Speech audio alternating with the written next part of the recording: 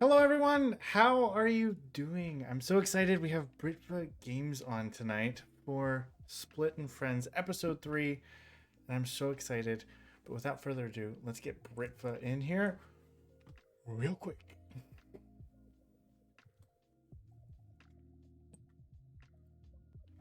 Hey, Britva, can you hear me? Oh, you're muted.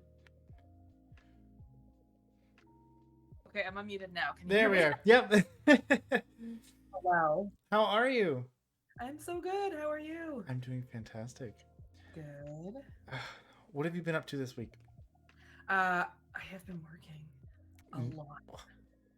I feel Stupid that. work. It's like a four-letter word. Yeah, I'm working, streaming, lurking, doing all those things. Always. You know how it is. I know how it is. Mm-hmm. Oh my goodness. I was just talking to this is the first time I actually went out and got together with a group in the area since I moved down here, and it was quite amazing. It was like my first like little house party.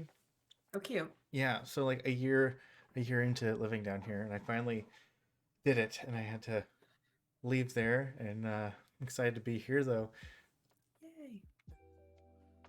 There's a lot of cuties in the chat. There are a lot of cuties in the chat. Hi, Jay. So what events do you got coming up? Do you have anything fun or So I was actually just talking to my husband today, and we kind of I literally just realized that 4 days from now is my 1 year affiliate, my Oh one wow. year affiliate anniversary. So I Congrats. think I'll just do some community nights. I'm about to plan a 12-hour stream for 1,500 followers. Yes. I have oh, Sharni, you're so sweet. I have um I also have some travel plans personally, so just a lot, just a lot. Yeah. I'm in the same but I'm trying to get some plans for traveling under control. It's been like Mm-hmm. so long since I've went on a vacation. Actually, my last vacation was Yes. TwitchCon. Oh wow, yeah. Mine was 2019, so Oh, you're beating me. I don't know. I hope I can survive it. It's been a long time. Yeah, it's crazy. I if you could pick one place to travel to that you've either been to or have never been to, where would it be? Uh, it would be Egypt always, either Egypt or Turkey. I have a degree in anthropology and archaeology, and so I I'm did not know obsessed with that. all things ancient. Yes, and it was my obsession with Egyptian stuff that started that whole thing off. So I would say probably Egypt or Turkey, because Turkey also has some amazing archaeological stuff. Yeah, Archaeological stuff. Listen to me, I'm such a pro. Is that the technical term? That's a technical archaeological stuff. Love that. Yeah, I that's probably where I'd go. that was always like my dream as a kid. Is that's where I what I wanted to do, Yeah. and I just obviously not. It's tough. It's a very physically demanding job. And so I did a 5 weeks archaeological dig in BC here, and it was a lot. I even had a friend who broke her leg on the top of a mountain. Oh my goodness, That was a whole thing. So physically it's very demanding. It's a tough job. that's crazy. I would love Mm-hmm. to though. I would Yeah. like that's like I just want to go Yeah. one time, I'd like to just do another experience. one. Yeah. Maybe not on the top of a mountain again though. Are you able to like record when doing things like that? Um, Probably not. There's a lot of privacy and or like secrecy around it, so probably not. Because I know there's like a lot of scientific journals being written and stuff that. That's true. So I would say Which is probably no. crazy because like Indiana Jones had a whole film crew follow him when he was on his, so Yes, everything about that film was perfectly accurate. 100% accurate. Mm-hmm. Ah. Yes. So how many times have you seen people get their face melted off when opening a Oh chest? God, it happens every couple days. It's Crazy. ridiculous. Do you have to like I notify just the like hospitals? stop opening religious artifacts. You're Like, right. what's wrong with you? Damn. That's so funny. Was that your I dream never job learned. growing up? Yes. Yeah. Yeah. Mm-hmm. That was my dream job. So what's it like to follow your dreams? Because I, never done it. It was wonderful getting my degree. And then now I work in tech support. Hey. Love that. Connor, you're cute. Sorry. Connor's super cute. Connor, you. Super handsome. But yeah, I wouldn't know what it's like for that part. But you know what? Honestly, the streaming gig would be like, it's pretty good. Yeah, I agree. I agree. I was just telling everyone at the party that, like, no matter what level or wherever you go with Twitch, one thing that's like insane, and the reason why I wanted to start this podcast was just because of all the people that I've gotten to meet and all the different walks of life, and it's just like incredible. And I think that's my favorite part of Twitch is like meeting new people, and it's just that's incredible to me. And I am finding out new things about people, like for example, your degree. Yeah. I had no idea. That's so awesome. Yeah. I mean, I wanted to do I actually specialized in human osteology, which is the skeleton. So I keep talking about doing streams about that. That's crazy. So then I need to ask you, because you're, a professional at this. How come my ex didn't have a spine? Was it fused? No, they're just spineless. But I'm sorry. Anyways, the way I didn't get it at first, I had to think about it because I was thinking, really. You're like, wait. He's asking me a serious bone question here. That's Sorry. so funny. Finn, don't laugh at me. Finn, stop it. Finn, my roommate. Oh, hi, Finn. My favorite, so like my job that I wanted to do when I got older and didn't do was be a pilot. And I moved out to Kansas to go to pilot school. Right. And before I started, I got a gaming PC and I started this thing. I don't know if you ever heard of it. It's called Twitch. And then I never followed. I've heard it's really bad for your, health. So addictive. I know, it's so addictive. So addictive. It's crazy. It's so crazy how like I didn't really know what it was, and it's become like such a passion for me. I know. So in 2021, in like July-ish of 2021, I wanted to start it. I wanted to start it at the beginning of pre-pandemic, but I kind of gave up on that because pandemic, it was madness. Mm-hmm. So then I started in 2021. I lasted, I think, maybe a week because I didn't actually know Twitch. I hadn't ever spent any time in Twitch.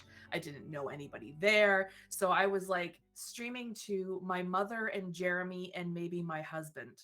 So it was tough. I wasn't getting any momentum because I didn't really know anybody. But this time I'm so lucky because I've like met so many wonderful people. Yeah, I'm like, I think that's one of those things where it's like, oh, I wish I would have started pre-pandemic, so I had all that time, especially when I was off for like a month. They shut down our dealership for a month, and it's like I could have used that time to stream. And then I look back and I'm like, I wouldn't be where I'm at if I didn't start when I did. It wasn't until I got to Kansas, not only did I find out about Twitch, but even if I found out about it before, I maybe would have stumbled onto the community. But if it wasn't for, I literally was like new to the area, and I went on Tinder and I matched with this guy who I guess lived close-ish and kind of knew in-person Haslands. At one point. So then he like introduced me to that community early on. So I like lucked out, and now I don't talk to that person ever. So that's funny, from Kansas and knows somebody. Yeah, right. BC, very close to me. Yeah, it was the craziest coincidence. I think it's just the way how the stars align sometimes. Oh, totally. I mean, if I had started when I did start, it would have been a completely different experience. I wouldn't have done any of the stuff that I'm doing now. Who knows if I would have met the people I've met. And honestly, I have Jared to thank for it, because Jared's the one that pulled me back in, because I had given up that first time. I was like, oh, I don't like this. I quit a couple times. So yeah, and then Jared was like, no, you need to be doing this. You've got to do this. I agree. pull me Can we back get a in. shout out for Jared Bear, please? My angel. I love Jared. Jared makes me so happy, and I don't think Jared knows how happy he makes me. And it's Me too. because, well, it's like I think I met Jared through you. I want to say. Yep, maybe, Probably. Anyways, one of the friend in the friend group, and I recently was like, "Oh, Jared!" So I started watching Jared's streams more, and then I went over to other platforms, and now it's like a religious thing that when I wake up, I watch either YouTube shorts or just videos because him and Darcy just make me so happy. Yes. Yes, they make me very happy too. Except for that one time when I was living with them and they, behind my back, went and got a new apartment. But, you know. Yeah. That's the wrong Jer Bear. But yeah, not that one. Jer Bear at the beginning. Wrong Jer Bear. Wrong Jer Bear. Enjoy that shout out, Jer Bear. How dare that person have? Well, it's still wrong spelling. That's so. Yeah, funny. that was the only time I was ever mad at him for sneaking out and finding a new place to live and leaving me. Don't worry, we won't ever bring it up publicly or anything. Ever. Oh, me and Joe bring it up all the time on streams. It's actually hilarious. It's actually hilarious. Me stomping around, throwing. I accidentally threw noodles everywhere. I was so mad. It's so funny. I think I asked you this question before, and then we really didn't go into it because we weren't. As of most of these questions, save it for the podcast. Save it for the podcast. Are you going to TwitchCon this year? I am going to TwitchCon this year. And I think you forgot to message me about our room that we're getting. Oh, yeah. I don't know if you would share a room with me and my husband. He snores. Oh my god, he's going to kill me. Me too.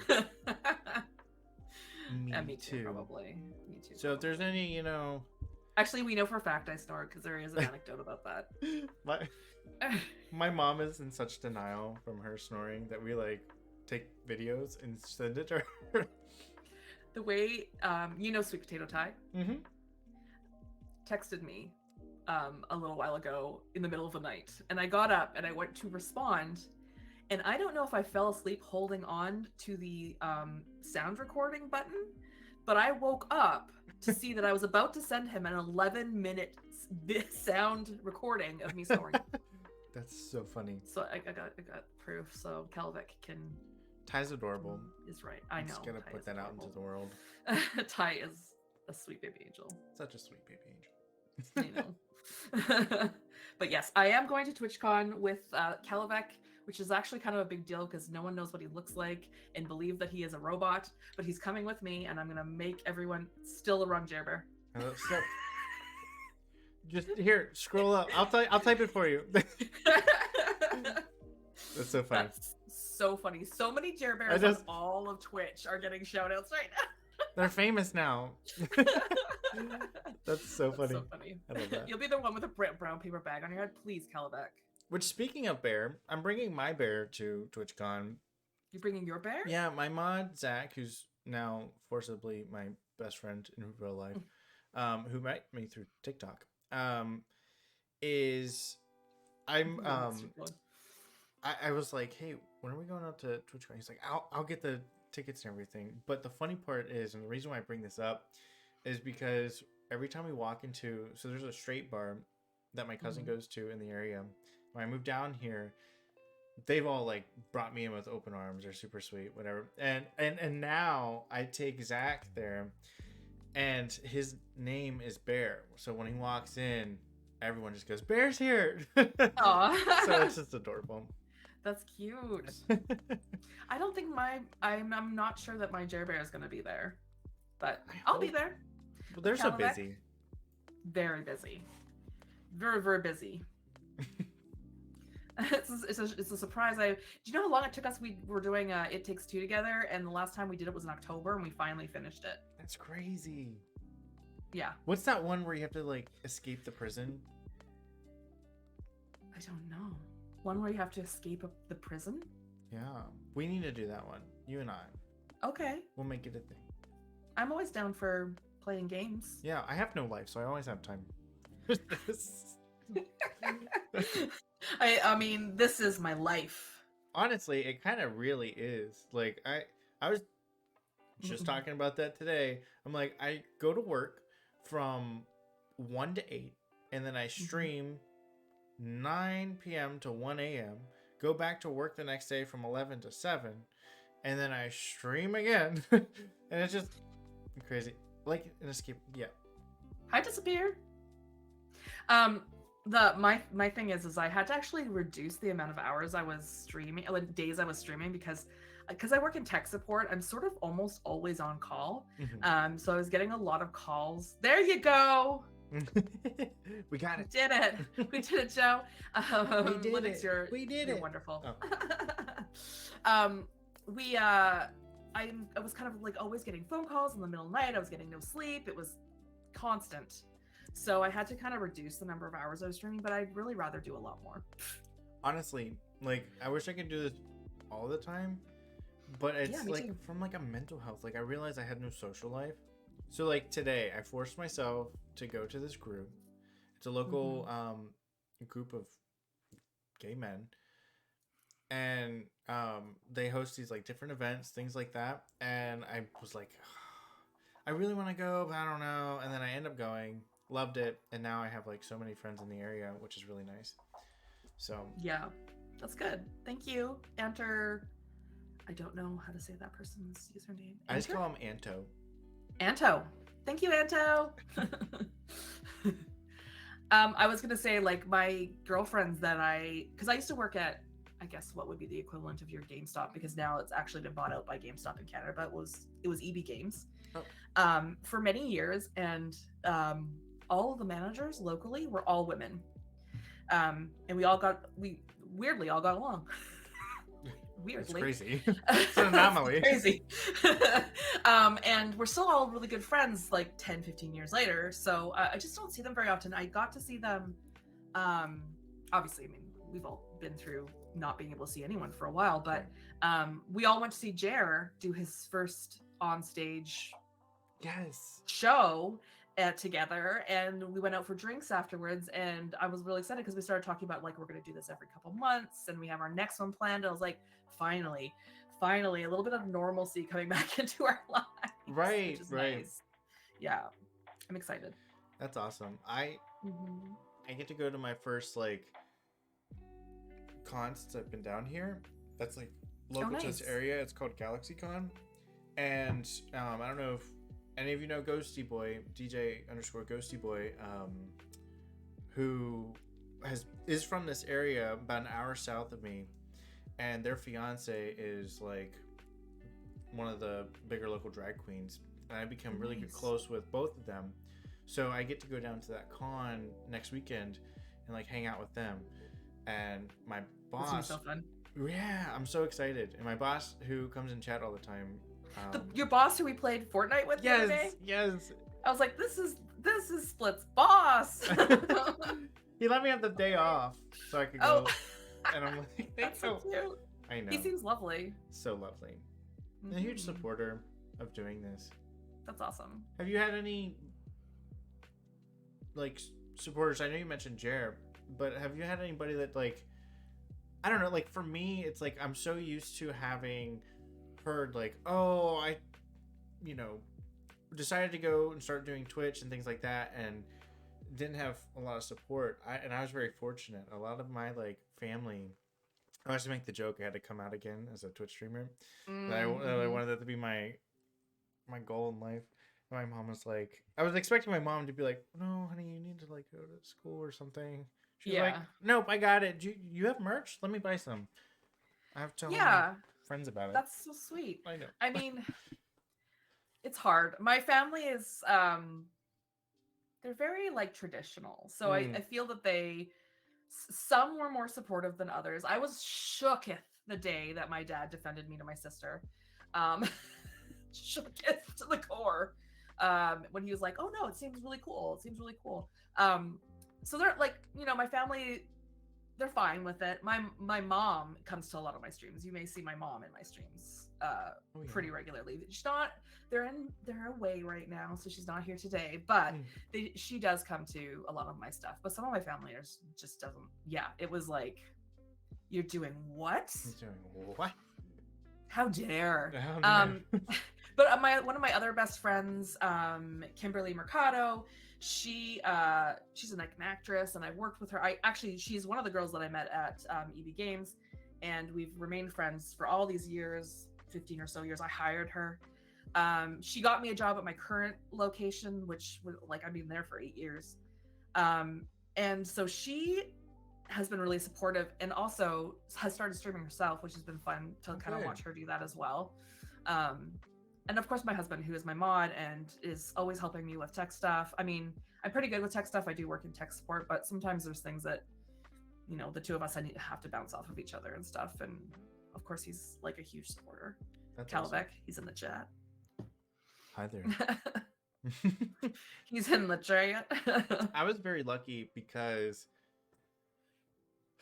I was afraid growing up coming out, because I went to the same school as my little brother went to, and a lot of the people that he went to school with knew a little bit of me, and I was afraid of, because I didn't have any backlash. I didn't come out until after high school, so I didn't know how that would be taken for him, or you just know how people are. And so I was like nervous for him, and I will say, like, when my brother found out that I was gay and I came out, he was like one of the first people to be like, "That's my brother, I'm so happy for him," like so proud. So like he like walked around like school and was like, "Yeah, my brother's gay, so what?" He's like super awesome, like loved it. That's right, so cute. Yeah. And he's like, "We need to go to a drag show," things like that. Super cool. And I was like, I wonder what his friends are gonna say. And then by the time it started getting to that point of like them getting to the age of like, okay, we're paying attention to things outside of school, and them like catching on to those kinds of things, is when I started doing Twitch.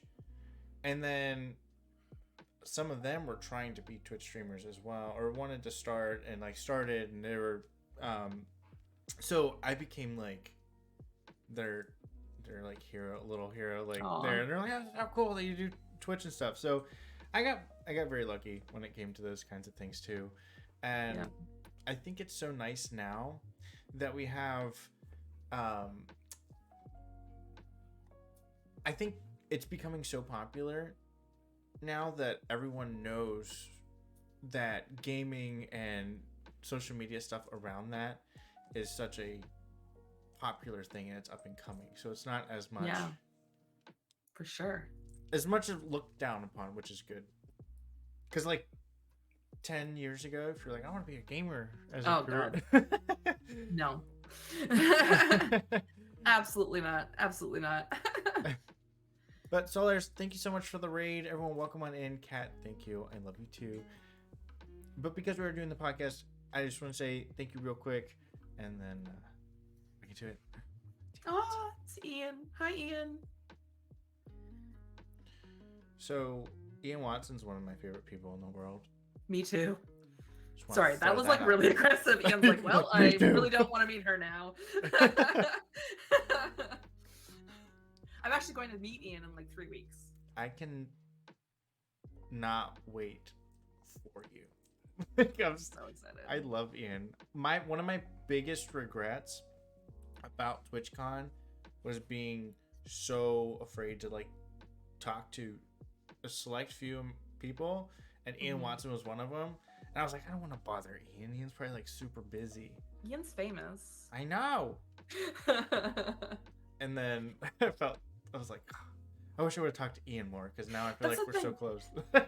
Is I feel like that's what I'm trying to think more like the whole thing with Jer's and Darcy are doing this tour in Greece, right? And there was only a few spots left.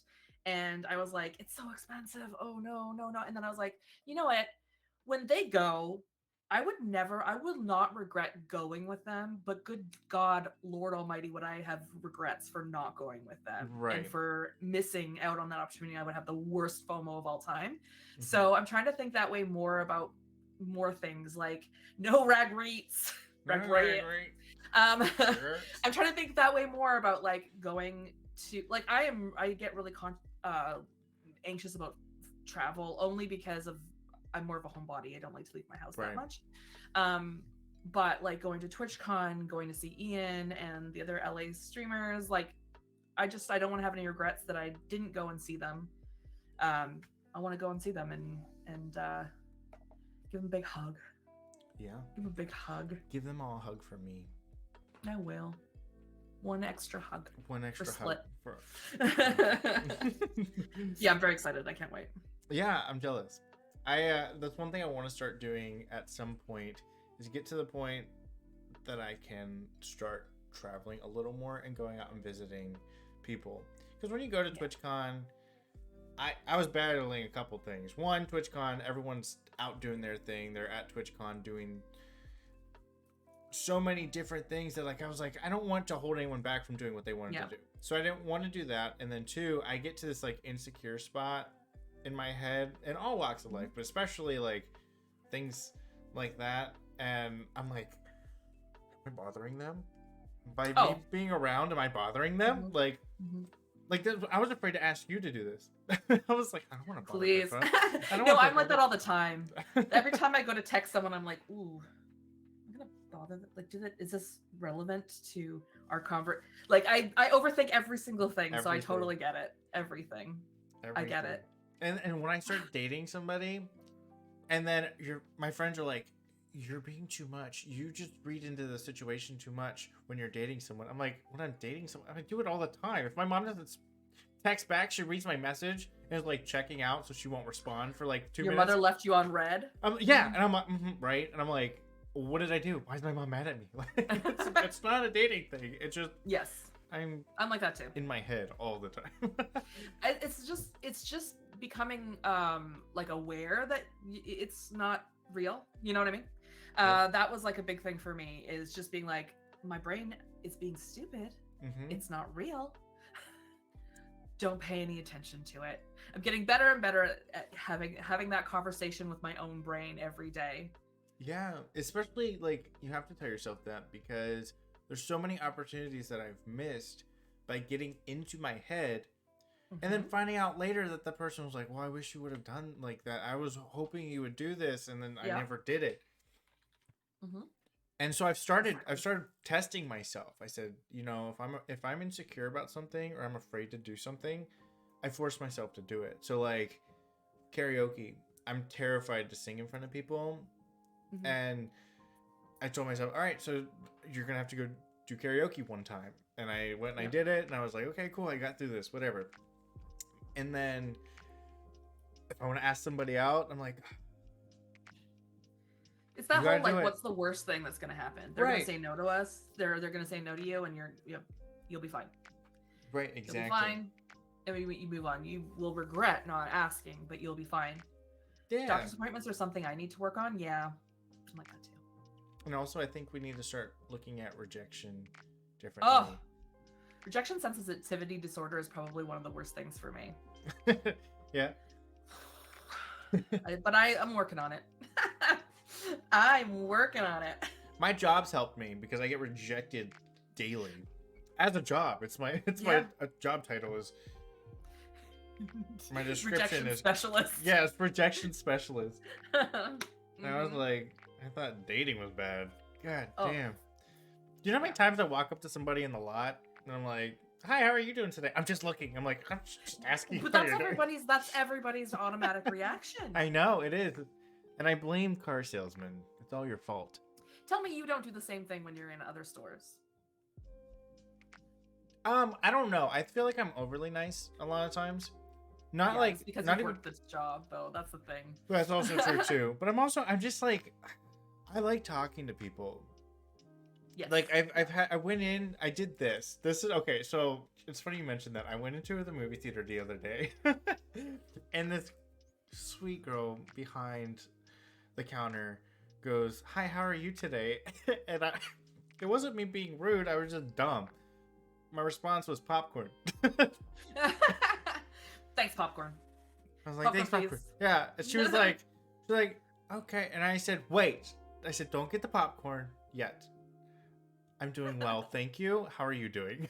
And then I was like, I am so sorry. My brain just like, whatever. She's like, it's so funny you say that because so many people say that and it like makes me sad all the time because Aw. I'm like, how are you? And everyone's like, medium popcorn and large Pepsi. And I'm like, goodness. So then I said something and then we had like this fun little conversation afterwards, which is nice. I don't know. I like And like connecting I with work people. retail, so the same thing. It's the same thing. Whenever if you work retail, you're gonna be nice to every single person you come into contact with in the store. Even though I often say, "I'm just looking," I will say it with a smile and very politely. Yeah, right. And then thank you. always. And I've noticed like I try to connect with people. I don't know why. I like connecting with people and having conversations. Kind of Yeah. like this. And that's one of the reasons why I wanted to do this. But it's so funny because I've become known almost everywhere I go. To the point of like I will go into a store, get clothes and try clothes on, and then a week later we'll go back with my mom. Not now because I don't live next to my mom, but I'll go back and then we'll walk in and the lady goes, and how do you like the pants that you got? Like I've talked to this person one time and it happens all the time to the point where like my mom and my little brother make jokes about it all the time. Like how do these people remember you? How do you know these people? Like, I don't know. Yeah, that's so funny. I just think it's because I don't know. I like making people happy.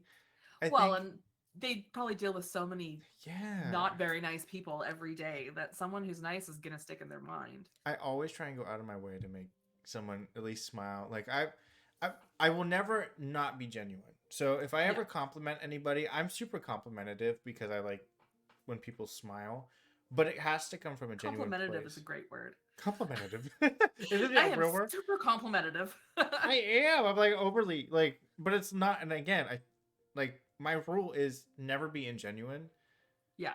So I'm never gonna go up to somebody and be like, "Wow, this looks great." And in reality, like I don't feel that way.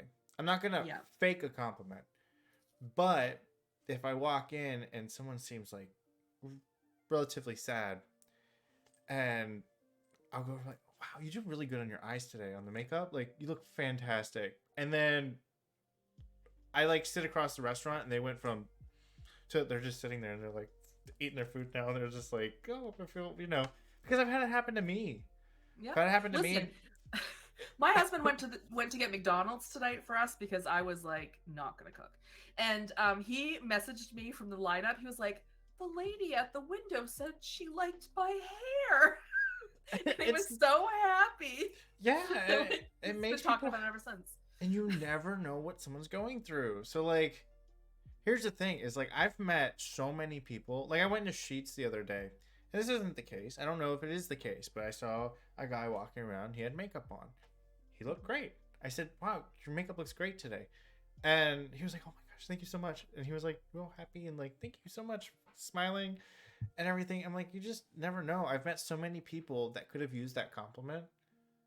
And it would have changed their day. What does it cost you? It costs you literally nothing. Nothing. I held the door for a lady the other day. I'm walking out of Sheets, the same Sheets, because that's where I get G Fuel. Hashtag sponsored.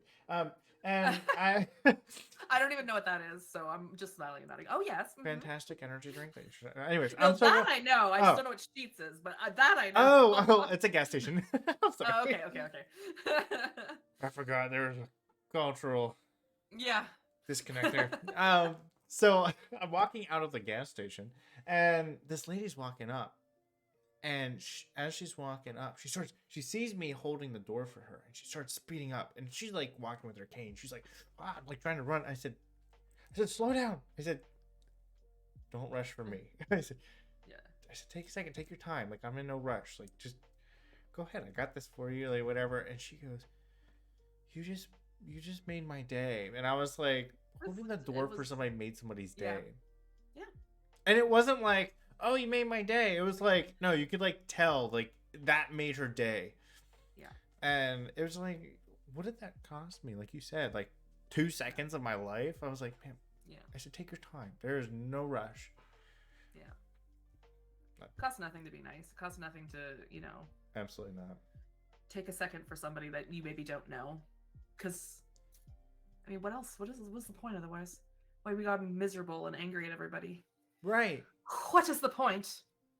What is the point? And I tell Mhm. myself that too. And I noticed like one thing that I suffer from, thanks mom, is road rage. And Oh. naturally, and I tell myself when I'm driving there, I'm like, oh, like real heated, whatever. And I look over at the person and I'm just like, I'm sorry. And I then I just like mouth like I'm sorry and whatever. And it's like I just what's the point of being upset or angry with people that it's just you don't you just don't know. I mean, we've been in like little fender benders, or even where it like got close to being a fender bender. Somebody almost did something wrong, and they like scream and yell at you, and you're like, literally nothing happened. We're fine. Everybody's fine. What's the point in getting angry? Let's just Mm-hmm. move on with our lives. And like, I'm glad that nothing happened. Bye. Yeah. My Yeah. I think I think this is a great example, and it's who I learned a lot from both my mom and my dad. But one person I always watched, she gave me great business sense. She gave me how to treat people, so many different things. It was my mom, and this is perfectly of how she is. My mom was walking into the mall one day. This girl was driving. You couldn't see because of the sun, and she ended up hitting my mom. Oh no. With her car at about like Yeah. 5 miles an hour. My mom jumped up on the hood, and the girl got out, and she was just hysterical. She was crying, whatever.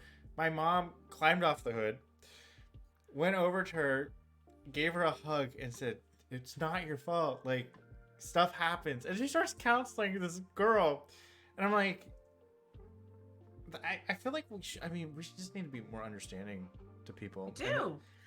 Look how every time you get in a situation like that, the first thing that you do is you're just defensive and scared, and like it's like it just happens, Yeah. It just happens. And most of the time, if you're not horrible to the person, they're just like Yeah. deep breath, deep breath. And so many people choose to be horrible to the people, and they choose that, and I'm like, why? And even if I do reactionary, like you said, sometimes when you're scared, you react a certain way. Yeah. And it's reflex. It's a safety thing. It's like your natural way of like survival. I feel like, and a lot of times when you're scared, you're gonna have fight or flight. And if you do have that, one thing that I have focused on so much, because I feel like there's so many things that happen and cause so many issues with people from misunderstandings that like I will identify where the disconnect happened, and I will go back, and a lot of times I'm probably over explaining, but like I go to people, I'm like, this is what happened, like this is from my point of view, and I'm assuming this is like your point of view, like I'm sorry, like and I try and like nip it there. Like there's no point in like continuing. But even Linux saying that you feel like an asshole because you do get that road, like I swear to God, we're all like pre-programmed to be that way. Yeah. It takes a lot of work to not. It really does. I accidentally the other day, I was running late for work, and this person was driving so slow. Oh my god. And then we come up here and we sit for 10 minutes because there's so many cars coming. And then they pull out 2 miles an hour, and I gunned it, flew around them, and got into the other lane, the far lane, and just drove down the road. And I'm sitting there driving, I'm like, oh, I'm going to be late to work. And then I stopped. I slowed down, I let the person get up, and I pulled up next to him, and I rolled my window down, and I looked at them, and they were so afraid, they rolled their window down. I said, like, I was an asshole back there, I just wanted to say I'm sorry. And I was like, I felt so bad. I was like, I wasn't trying to be a dick, I was just trying to get to work on time. Hey man, we're all living in the same world. There's a lot of, nasty people out there, so we do tend to be. I think we tend to be a little bit defensive and scared. So it takes work. It takes work. And I'm willing to do the work. Yeah, I don't know. I feel like a lot of times I think we're wired to not be kind in certain situations, and I've tried to fight that so much because like I don't want to not be like. Me too. What's it do for anyone? Nothing. Nothing. Literally nothing. Literally nothing. Mm-hmm. Literally. Like, and a lot of times I think it's they do it to feel better about themselves, but do they really feel better about themselves at the end of the day? oh, they go home and they're miserable. Surely not, right? Yeah. Surely not. Hi, Rambo. I remember. I've thought about that too, because it's like, if I do something bad, and not even on purpose, it just looks bad. Like, there's so many times, again, misunderstanding, and it looked bad to the other person, and you could tell that it looked bad to the other person, but you didn't get to explain, like, hey, this is what happened. Like, for example, yesterday I'm driving home. There was a biker group going down the road. Motorcyclists have one light on the front of their motorcycles, right? Mm-hmm. So when you have two motorcyclists together like this, and there's a car that has two lights like this, they look like a car. So when you have two motorcyclists like this, it looks like a car that's really far back when you can't see anything but the lights. It's an optical illusion. So I pulled out, thinking it was a car that was really far back. In reality, it was two motorcyclists that are pretty close. I almost got jumped by a biker gang, but I did not. I was like, I'm sorry. Like, you looked like, you can't explain that to anybody. So then I felt like a jerk the entire rest of the way home. My friend who was following me was like, why'd you pull out in front of him? I was like, look, this is what it looked like. Like, it just... Yeah. It happens. People make mistakes. It happens. It's rough. It is rough. It's very rough. Retail is... I like Anto saying that retail has made them defensive. Yes. Yeah, for sure. For sure. And then I think that's also another thing too, is like, you add that mix into sales, because sales, especially in my world, is 100% commission. So then you take that element of like, if I'm not selling anything, then I can't feed my family. Like, so then things get heated in that job so many times. Me personally, I'm like, look, I don't need to make that much money to live. So like, I'm pretty lucky. So like, I don't get heated whenever it comes to, I'm like, oh, they want to buy a car. Okay. I'm like, whatever. Then my manager's like, why didn't they buy that car? I'm like, because they said they don't want to. Like, I'm not going to pressure them into buying a car. We actually just bought a car not that long ago, and the guy that we dealt with was so amazing. And the reason that we always went there and asked for him was because he didn't pressure us. And he was really helpful and would text us information. Yeah. But not aggressively, so, you know what I mean? And like, that's the reason we stuck with him. Right. All the way. And we had to wait a year for that car. Wow. That's rough. So we stuck with him the whole time and had conversation with him the whole time, and he's really helpful. And like, I mean, I don't want to be pushed, but I would really like the help from this guy, right? It was great. That's my tactic. That's how I like to do it, and that's why at the beginning of stream you had somebody come in. Shane was in chat. Shane knows me from when he bought a car off me. Oh, wow. 3 years ago. Cool. Yeah, it's like, I'm not that person, especially when I was at Washington Chevy. Now that I'm at the dealership that I'm at now, there's a little more pressure to be more pressureful. I hate it. Right. That's my only thing. It's like, I try not to push it too much.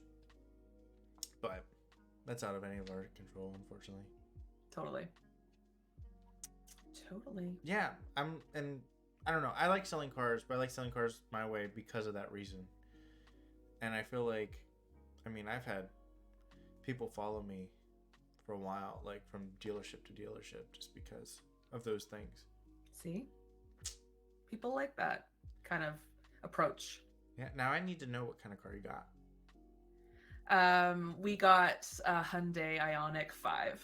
Oh my god, I love Ioniq 5s. Is it the hybrid or fully electric? Fully electric. Love it. Yeah, it's pretty cool. What color? What color did you get? The matte black, the shooting star, I think it's called. My favorite. It's really nice. I love it. It's really nice. I'm thinking about getting the Ioniq 6 at some point. Oh, really? It looks so cool. Yeah. I'm not, like, I haven't really seen much of the Inox 6. Kalavec could probably write a 5,000 word essay, I'm sure. But the amount of research he did over the last year while we were waiting for it. I mean, he researched it before and then since, obviously. But yeah. Hi, Unicorn. I'm like a car person, but I'm not like a super car person. So like I have all these people come up to me and assume I am because of the fact that I sell Because of cars. your work? Yeah. I'm like, yeah, sure. I'm like, I just go out and I'm nice to people and ask them to buy a car from me. And it works a lot. So Yeah. Yeah. I mean, hey, if you can do it, then great. I mean, I couldn't do car sales, my lord. My lord. it's not for everyone. No. It is not for everyone. No. Absolutely not. I mean, I could barely do the video game thing. But I did have, like, actually, Anto reminded me, I did have somebody email corporate when I worked for GameStop to tell them what a good job I did selling them a PS3, I think it was. That's how long ago it was. And I still have the email printed up. Aww. Because it was really sweet. I had... And they emailed it all the way to corporate. When I was early on, like really early on, like first few months selling cars, one of my first customers who didn't buy from me, might I add, they did not buy from me. They were like, "Oh, so what was your dream growing up?" I was like, "I don't know. I wanted to get into something like space-wise, like SpaceX kind of thing." And they said, "Oh, my nephew works for SpaceX." I said, "Oh, cool." Oh, wow. And I was like, "Haha, you should have him send me a shirt." As a joke. And then like 7 months later, I get a random phone call.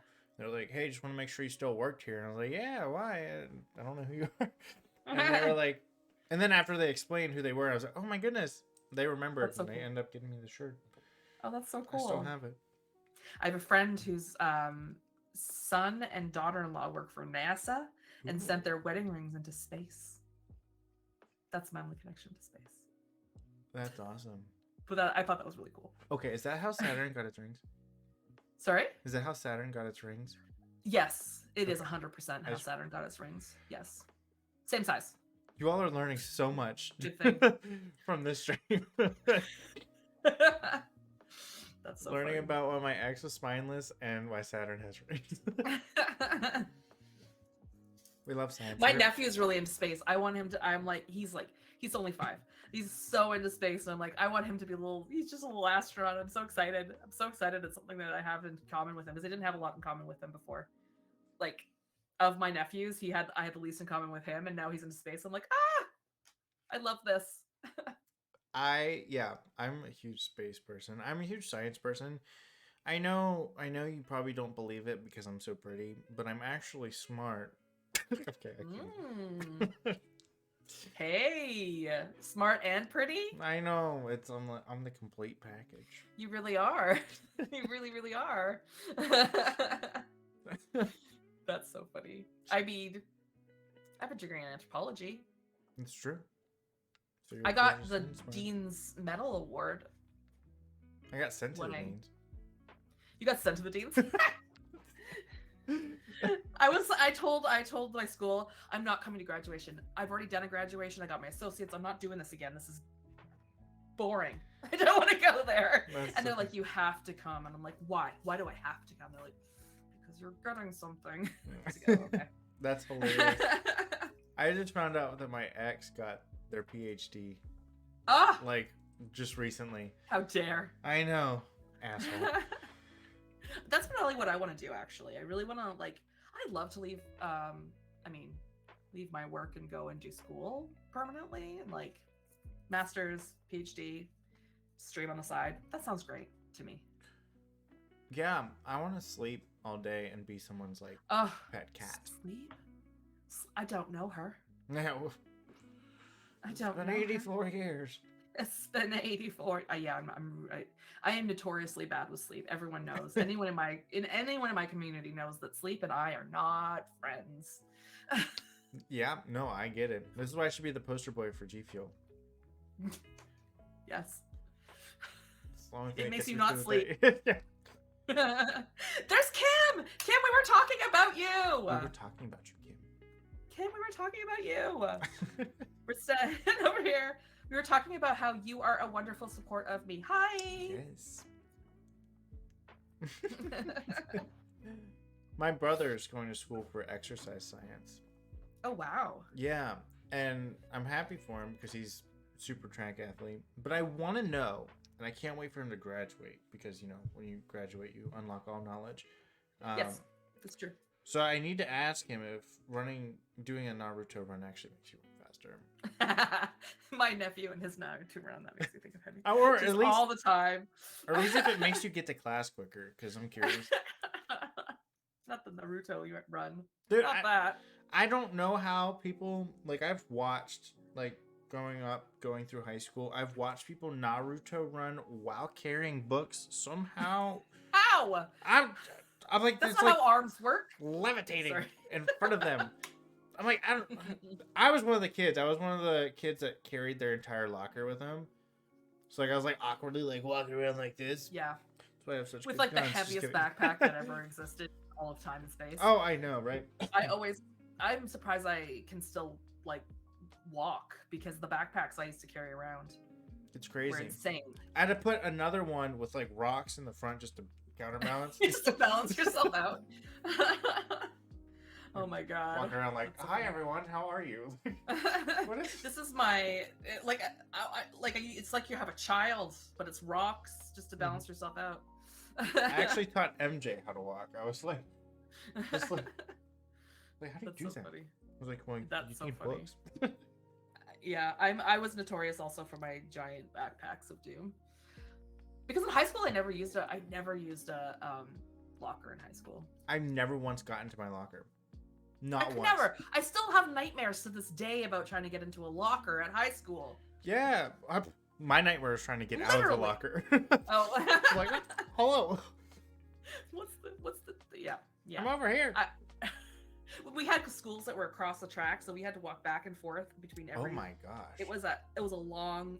I got a car instead of a locker. That's crazy.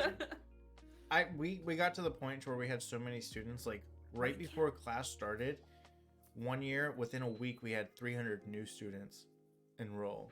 So we like ran out of lockers, and they're like, okay, well, if you're like seniors get priority, and they got their lockers and everything. I'm like, I'm a senior, but I'm not gonna use my locker. I said, give it to somebody else. Actually, surprisingly, I did not have bullies. I was very fortunate. I never really got bullied. I had a guy who picked on me a little bit, but I wouldn't say he was a bully. It was just people being dumb. I had one kid hit me in the back of the head on my way off the bus. And he like sucker punched me from behind. And he was so small that he was so small. I felt like I turned around and I felt bad. I was like, did you just I looked at somebody, I was like, did you just hit me? And they were like, yeah. And I was like, what? And the kid goes, and I'll do it again. And I was like, oh wow. I was like, I didn't feel it the first time. If you want to, champ. And I like walked off the bus. I thought maybe you sneezed. Yeah, right. On the back of my hand. No. I actually did. One time I did actually. Okay.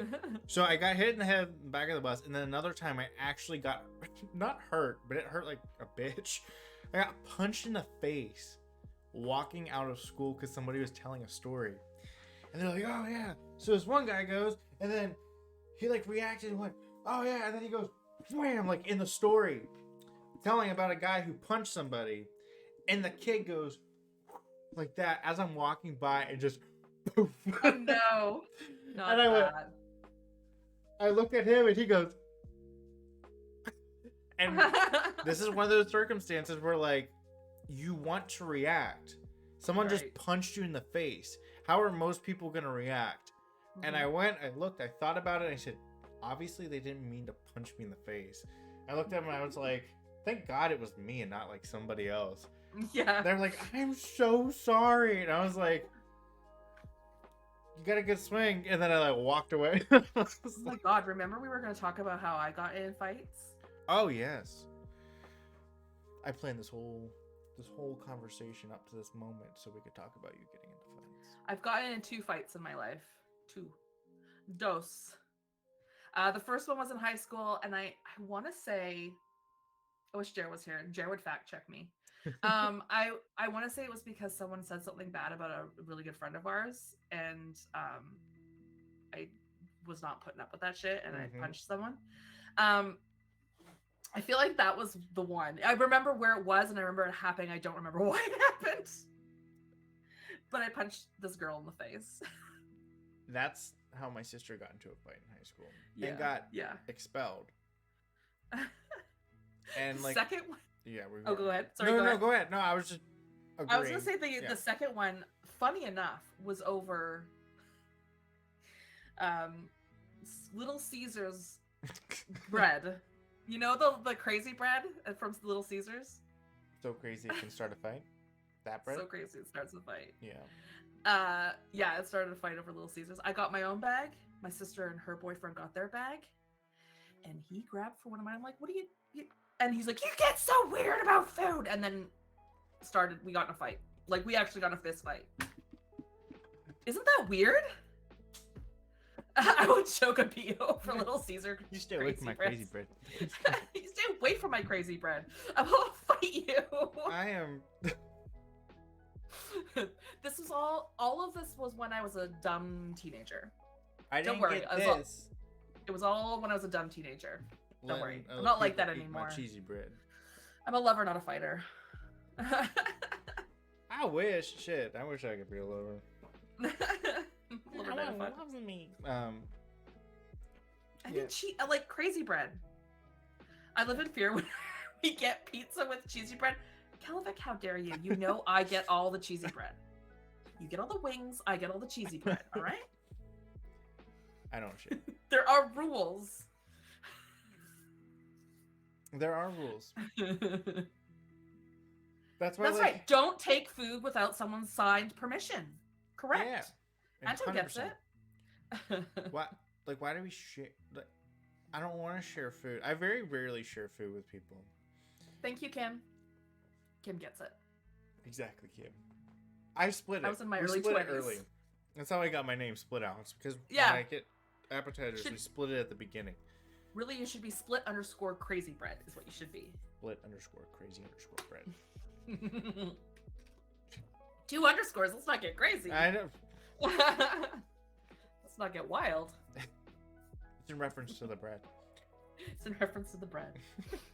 They're underscoring the bread. We have to give an idea of how crazy we're going to get with the crazy bread. So 2 underscores. We got to put an emphasis on the bread. Emphasis. Mm-hmm. If iPuppy can put 2 underscores at the end of their name. Yeah. iPuppy __, okay? We see you, iPuppy. It's the 2 underscores that gets me every time. Gets me every time. That is a crazy pup.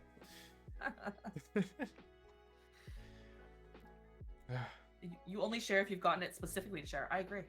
Agreed. And then again, we split it at the beginning. Like, this is what you get. This is what I get. So there's no... There's also a story about a French fry with Jared and Darcy that... There was no fist fight, but I was very upset about it.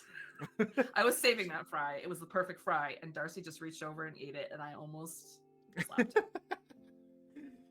How dare you? That was a perfect fry. I was saving it on the side of my plate. We talk about it like literally happened like 30 years ago. We still talk about it to this day. You'll never get the fry again. I know. If it's the perfectly perfectly crisp, you know. I had it sitting there waiting. It was gonna be the last thing I ate. It was very important. That's like when the same thing with my dad. My dad ate my ice cream. I was like, Dad, this isn't just cookies and cream ice cream, okay? I took the peanut butter, melted the peanut butter, mixed it in with the ice cream, and then like really mixed it in.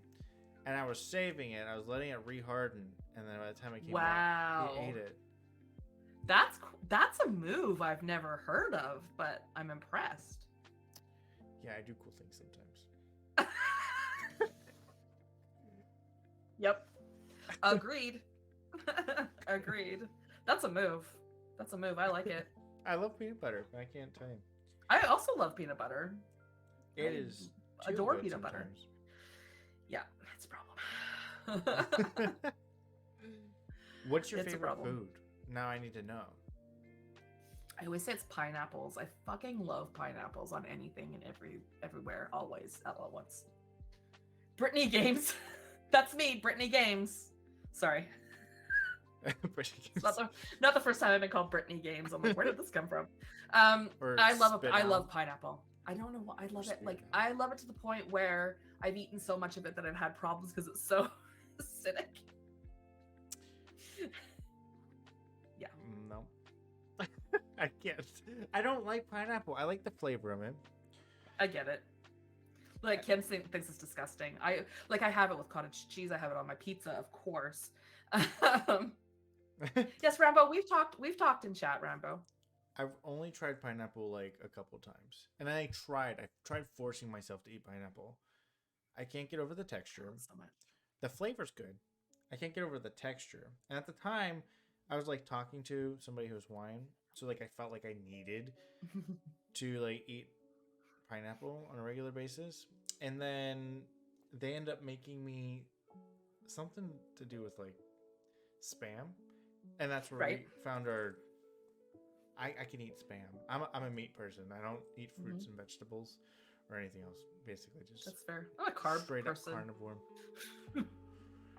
Pineapple's the only thing I like. That's pineapple and pizza. I would like a new roommate, please. Finn and I are going to be rooming together in Greece when we go to Greece. So Finn, you better get used to pineapple on pizza.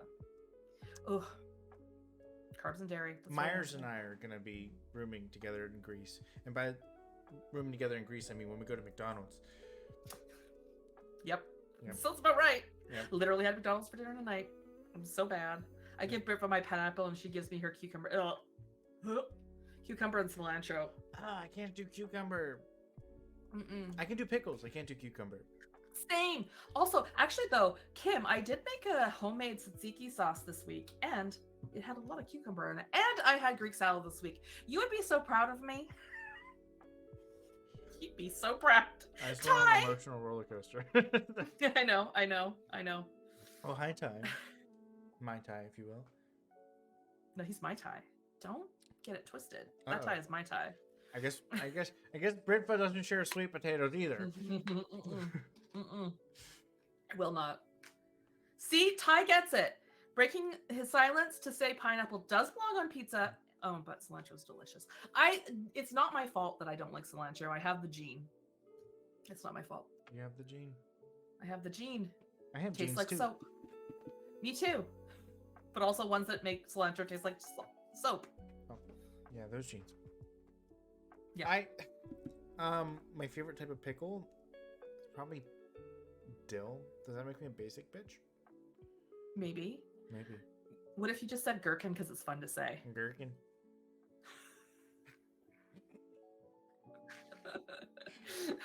It's fun to say gherkin. Gherkin, you get back in here. I am tired of sweet gherkins. Sweet I like bread and butter and sweet. Wait, I like bread and butter pickles. What are the other ones that I like? Yeah, they're my bread and butter too. Yes. You can tell me I'm done. It's fine. Your heart is broken. Oh, Ty. Myers broke Ty's heart. I don't know if I can stand for that. Wow, bread and butter Myers. is the all-star. See, Anto and I are going to be real good friends. I can tell it already. I love Anto. I can tell it already. Did I say bread butter and pickles? No, there's a type of pickles called bread and butter pickles. Kim, we have it every Christmas. But you said bread, butter, and pickles. Bread, butter. Bread, butter, pickles. Those are the second best. Yeah. What's your favorite shape of pickle? Okay, that came out weird. We're gonna need to restart this podcast. What's my favorite what? I'm trying to determine how I could say this properly. What's your favorite kind of pickle? Wait, no, can't say that one either.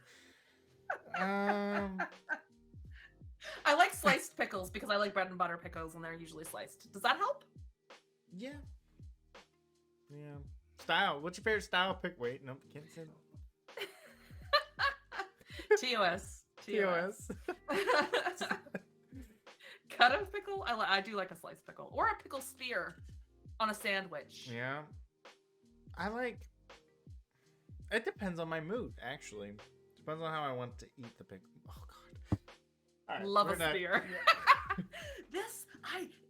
When I woke up this morning, I really did not think to myself, we're going to talk about pickle cuts today. Pickle types, pickle shapes on Split's stream. It's You not get what it I out expected. here, folks. It's definitely not what I expected. And it's not what I thought I'd be canceled for. Oh my god, a deep fried pickle? Yes, please. Oh, yes. If it's done well. If Split it's done pickles. well. Split pickles. Split underscore pickles. Rebrand. 2 underscores. We need 2 underscores. Yes. We call Oh it my crazy god, pickles. and giant pickles from Disneyland. Kim gets me. I've never had one. Pickle from Disneyland. I've only been to Disneyland once, though, and I don't remember it much. We used to go to Disneyland every, like, just before the pandemic. That was the last place I went. Hi, Chad. That was the last place I went, was Disneyland. And I was getting to the point where I thought I had to get a yearly pass because I was going so frequently. I'm so It's like every jealous. 6 months, like every couple months I was going. So I'm very excited to be going back Chad. again. In I want to a couple go to weeks. Disney World. I didn't like Disney World as much as Disneyland. And I feel it's something to do with where you grow up. People on the West Coast just love a Disneyland. Yeah. People on the East Coast just love a Disney World. Yeah, that's fair. I grew up and got neither, so Yeah. Yeah. I mean, I love it there. It's like one of my favorite things. And I love to get a giant pickle when I'm in Disneyland. It's very important to me. Kim understands it is very important. I try and get a giant pickle wherever I go. If I go. Yeah. Okay. That's what I plan for on vacation. It's a must. Yes. Vacation, I must get a giant pickle. Also same. Kim gets it. Kim understands what I'm saying, and it's not this innuendo. I found a candle that I never knew that I had. Fun fact. Anyways, all right. I was gonna say, does it smell like pickles? A Because that might be weird. little bit. Little bit, little Little pickly, bit. Little pickling. Stress relief. little pickly. relieve my stress and cause me.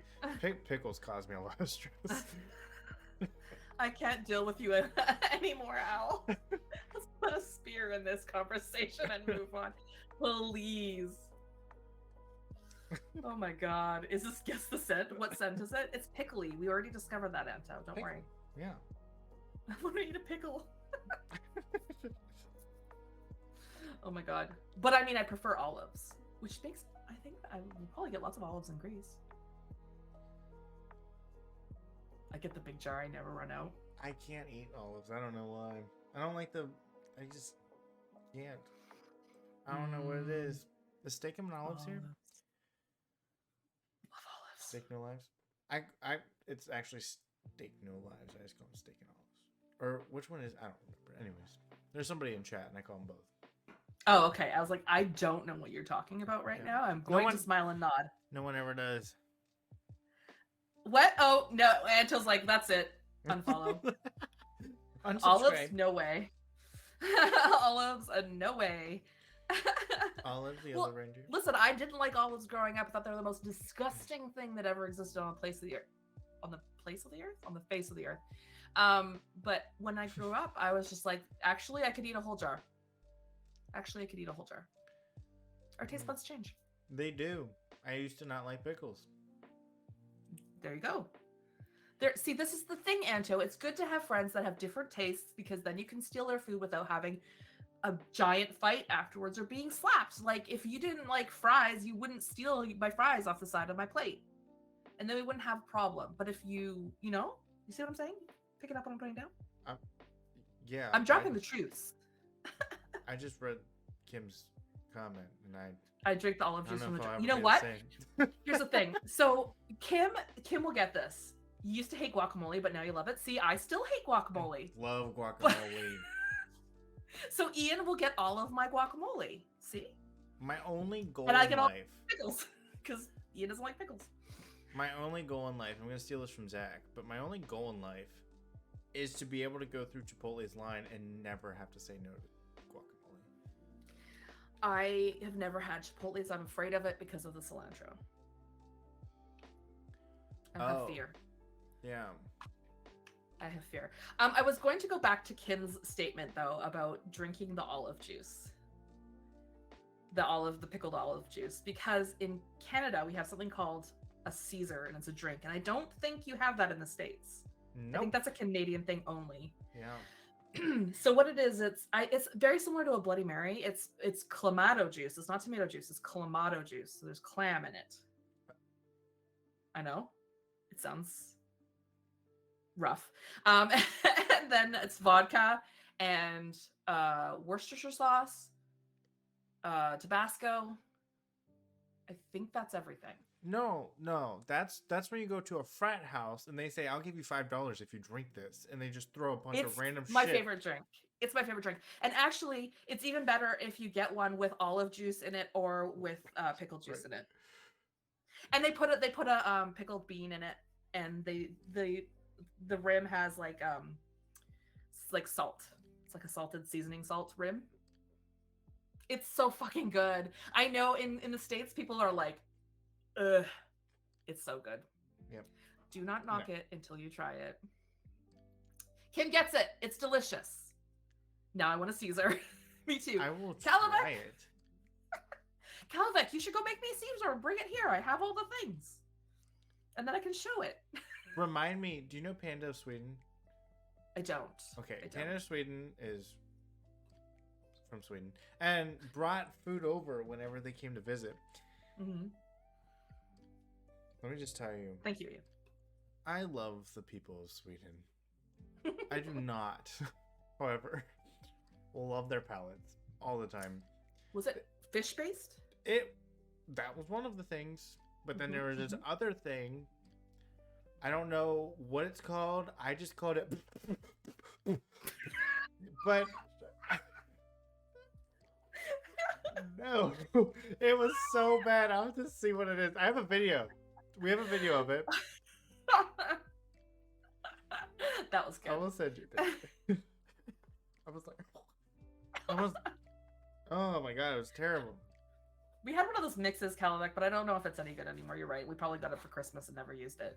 We're not drinkers in this house, so if we have mixes of anything, it's probably way too old. I would probably be sick on stream. Pickle juice. Yeah, just get the pickle juice out. Yeah. It'll be fine. Everything will be fine. Love pickle juice. Listen, I'm also Scottish, so I love a haggis. I love a black pudding. That's almost as bad as charcuterie. Okay. I've never once ever in my life eaten coochie, just so you know, Kim. No haggis. Don't knock it until you try it. I used to always get Robbie Burns Day with Kim because Kim used. Fun fact about Kimberly Mercado in the chat: used to be in a bagpipe band playing the drums. Fun fact. I'm assuming. I used to I'm not haggis familiar at Robbie with Burns them. Day. I'm assuming there's other instruments in the bagpipe band than just bagpipes. Then. Bagpipes and drums. It's very play, Scottish. I play the triangle. You can play the triangle. I can play the screaming like a banshee. I can scream like a banshee. Yeah. That is that a thing? Yeah. Yeah. See, Ian will try it. It's really good. It just don't. You have to just not think what it is, and you'll be fine. I want to try it just so I can say I had haggis. Yeah. We have haggis every year. I missed it this year because of being sick, when I'm very upset about it. But it's a fun word to say. Haggis. Is it haggis? It's the king of the. What is it? I can't remember what the poem is that you say it. Great chieftain of the puddin' race. That's what it is. Great chieftain of the puddin' race. Oh, I met them at TwitchCon when bitch spilled her drink. You know what? That would be a great Twitch name. Yeah, that would be a great Twitch name, especially with gravy and mashed taters. By the way, that was a bitch pudding joke. Yeah, Okay. I figured. Just want to make sure we cut out the... But chieftain of the great chieftain of the pudding race would be pretty good too. Yeah. Agreed. But yeah, it's great with bashed tatties and mashed neeps. If you ever into Wait, Matt, what? It's great with what? bashed tatties and mashed neeps. What are Bashed those? tatties being mashed potatoes and mashed turnips. I've never had. Yeah, it's very bland and very Scottish. It's very bland and very Scottish. I need to try it.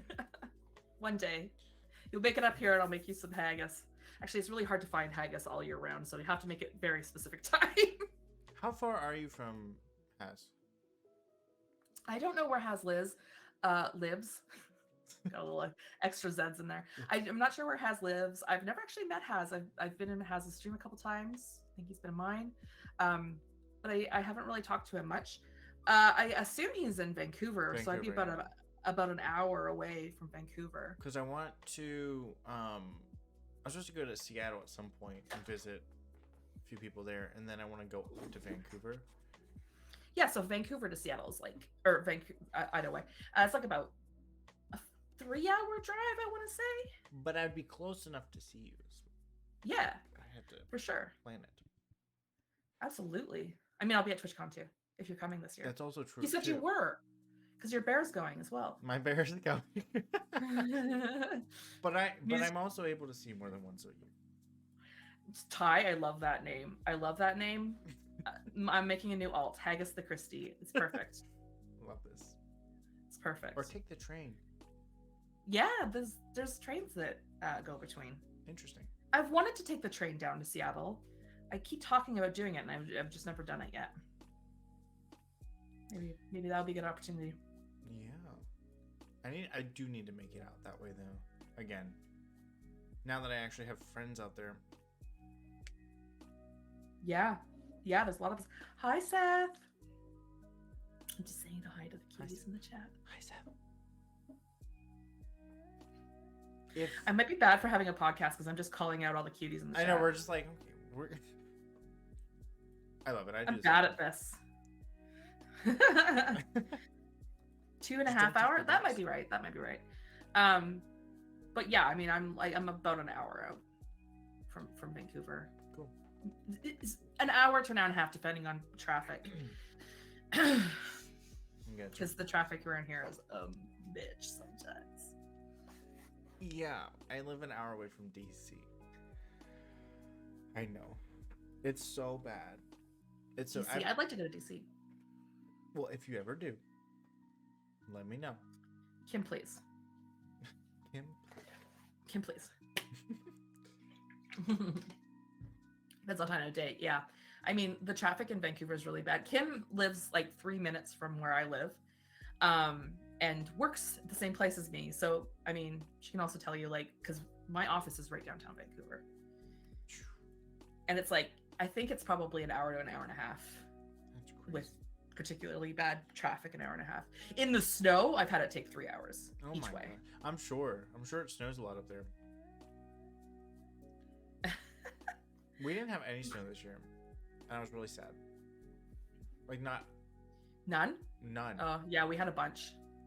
But it was like, we had a bunch, and then it felt like we were in spring, and then and it was beautiful out, and then all of a sudden a whole bunch of snow again. Yeah. I'm from Pennsylvania. Well, not now, but like growing up, I lived in Pennsylvania like most of my life. And that was like what Pennsylvania was known for, was like you can have a tornado, an earthquake, 90-degree weather, -20-degree weather, all within like the same 4 days. Like it's just insane. It's like that here too. Is it? It's kind of like that here too. It's crazy. And also, like, we have had so many weird weather phenomenons in the last couple years in BC. It, like, if you ever were weren't sure about climate change, just come to BC, because like in the space of 365 days, we had the worst heat wave we've ever seen in our province. We had the worst fires you've ever seen. We had the worst floods you've ever seen. We had a tornado. We had we never have tornadoes. It was the most wild year weather-wise that I've ever seen in my life. And I've lived here my whole life. That's crazy. Yeah, it was very like, okay, climate change, she real. If you're concerned, she real. Like a whole town in the more eastern part of BC completely flooded out. Right time. Yeah, isn't that insane? How like I've never thought about like how much floods can like affect things. It's like it wasn't always something that like I thought about. And then like starting to move down south a little further and like seeing how it like puts like streets and stuff out of like commission for a while. It's like, I don't know, it's just weird. Yeah, it's the total displacement, right? Yeah, we knew like we had a lot of people in our family that like their entire houses were all flooded out and stuff. So yeah, like my parents' place was flooded and the whole basement was all flooded out. And if you think this collection of dolls is a lot, you should see my parents' basement. What are the dolls? So these are Integrity toy dolls. Wow, you can see so much more in this shot. Usually you see like this tiny little frame. Yeah. But you can see so much more. These are like my Gem and the Hologram dolls. They're from Integrity Toys, which is a brand of toys from the States that they're like a higher end fashion doll. I don't know if you know who Jason Wu is. Jason Wu. I don't know if you've ever heard of Jason Wu. I feel like I have. He designed Michelle Obama's inaugural ball gown both times. He's a good friend of ours, actually grew up in Vancouver, and these are his dolls here. This is like he's like the main designer of this brand of dolls. And so there's like Gem and the Holograms. There's a RuPaul down there. Oh, nice. There's Trixie Mattel right there. Yeah. These are all also Integrity Toys, so the same brand, but just different like characters. And then these are the Japanese versions over here, and Poppy Parker. Those are my dolls. I love that. Hi, Jer. Hi, Jer. This would be 1/5 of Mama Brit's dolls. Oh, I think it's even less than that. I think it's even much less than that. My mom has a lot of dolls. It is funny though that you mentioned the camera being different on here than like when you normally stream because you like crop it. And when I first did this, I did on Matt's stream, Matt Hall plays. Yeah. And I got I got in trouble for having my Christmas tree up in February. Listen, I've seen some streamers who still have their Christmas trees up. I don't know. I tried to get away. Well, I didn't know what to do. It's a mess. There's a mess back there. I had to rearrange stuff. That's my 1 year on Twitch board with all the cuties that were supporting me. But nice. I had to like clean this thing up. This room's a mess. I was like, oh no. It's gonna show much more. Yeah, I had to think about that too, because I was like, oh, I'm gonna start doing this. Now I have to plan and like make sure that this room is not a mess. It's true. It's true. Like now the mess is just all over there, so you can't see it. There's just a pile of dolls and Lego. Yes. Dolls and Lego, as far as the eye can see. I'm kind of jealous. Well, the Lego's all done now. I have to actually get a new Lego set because I'm all done. What's your favorite Lego that you have? Well, I just finished this one. I can show it to you. Yeah. And I would say this one is my favorite. And it's really cool. Check it out. Y'all, check this baby out. This is a retro TV with Mario playing on it. I love that. How cute is this? I love that. Is this not the cutest thing you've ever seen in your entire life? That is so cool. I made it upside down and it wasn't working, and I had to actually take it apart and flip it, but now it works. And then it comes with like a little Nintendo as well. Now this time I will try not to throw it across the room because that's what happened the last time I picked it up. That's insane. Hey, can I get another shout out for Chair 2 Bear? Yes. That's the one. it's been a minute since you've been there. Yes, it's true, Jerry. You haven't been up to my parents' place in quite a while. Yeah, this thing went flying across the room the other day, so I think there might be parts jiggling around there. But yeah, there's also this little Nintendo. I love that. This is probably my favorite one I've done so far. That needs a little fixing. I love that. I never really got into Legos. I've had a few like architectural Legos, but like never anything too crazy. That was always my older brother. I always liked like fixed like figurines like this. My turn. My Doctor Doom. Like things like this, I liked collecting, but never. Yeah, that's cool. Never any Legos really, but I always have things that I want to build. I also have like a community challenge that I have to do where I'm going to build. It's like a little miniature, like a corner of a shop, and we're going to do it together. But I had 2 of them, and I thought, oh, I'll practice off stream. Good Lord, I'm bad at it. There was glue everywhere. There's just glue, strings of glue flying everywhere. So I don't know. I might have to retract on that original statement and do another Lego or something. I love that. Yes, Anto, Gem and the holograms. Anto, are we best friends now? Are we best Anto. friends now? I always got nervous. That was another thing. It's like I tried to get into like model stuff. I always wanted to be a pilot, so I always tried to get into like model planes and everything. And I couldn't do the gluing. Like it made me nervous. I was like, what if I glue the wrong part? I always messed up everything. So let's be honest. I messed up so many times. I did one little piece and messed it up 3 times. It's also why I don't cook. Yeah. It's also why I don't cook. I mess it up every time. I'm looking at the recipe and I'm like, oh, shoot. I thought I knew what I was doing. Apparently no. Apparently no. I love eating food. So if there's anybody out there... It always comes back to food. Who is of the homosexual variety and is single but cooks, like... I'm a great taste tester. Or else you get me and my husband, who neither one of us cook. So there's a lot of like noodles and hot dogs and mac and cheese and soup. We'd eat like 12-year-olds. Love that. I love that. Chad has volunteered as tribute. Oh, Chad. Well. Hello. Hello. Hi, Anto. Got a couple in here. Hair flip. Hair flip. I just got a haircut. What do you think? Did you? Nice. I did. I like that. Looks good. I need a haircut because I can tell because these pieces are sticking out. Got to get my hair looking good for when I go and see all the streamers in LA. Mm-hmm. Looking fresh. I need to go back to California. Let me tell you, when I went to San Diego, I just felt like, I don't know, a lot of people are like, don't go to San Diego, whatever. Don't like move to California. I'm like, I want to so bad. I don't know why I loved it so much, but I did. I want to go out to LA nice too, place. visit some friends out there. Well, like I said, I traveled there a lot, and over the years, many times. I love it there, but I don't think I could live there. I don't think I could.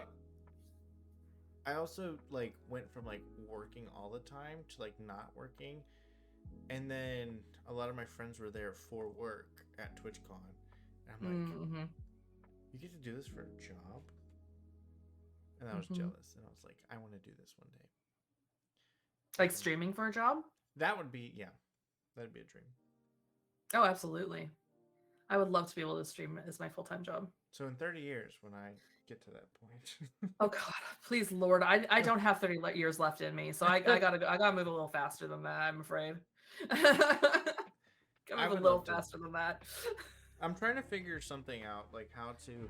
That's like one thing I want to try and figure out is how to get to the next level of certain things, just that way I can try and see where I can make. Because I mean, it doesn't have to be just streaming, like just content creation in general. Yeah. At that point, because I just want to be able to put like 100% focus into it, not worry about selling a car. Yes. No, I get that. I would love to as well, but yeah, It's not on the cards right now. But my mom had this. My mom said to me the other day something about early retirement. She's like, "You're too young for early retirement because early retirement here is 55." I'm like, "Oh my god, it's only 10 years away." We have to be like 93 before we retire. Oh my god. But early retirement is 10 years away from me. I never felt so old in my life. Yeah, I bet that's a weird feeling. I was like, what? I bet that's. I still have to work for 40 years, right? Yeah, we're not gonna get retirement here.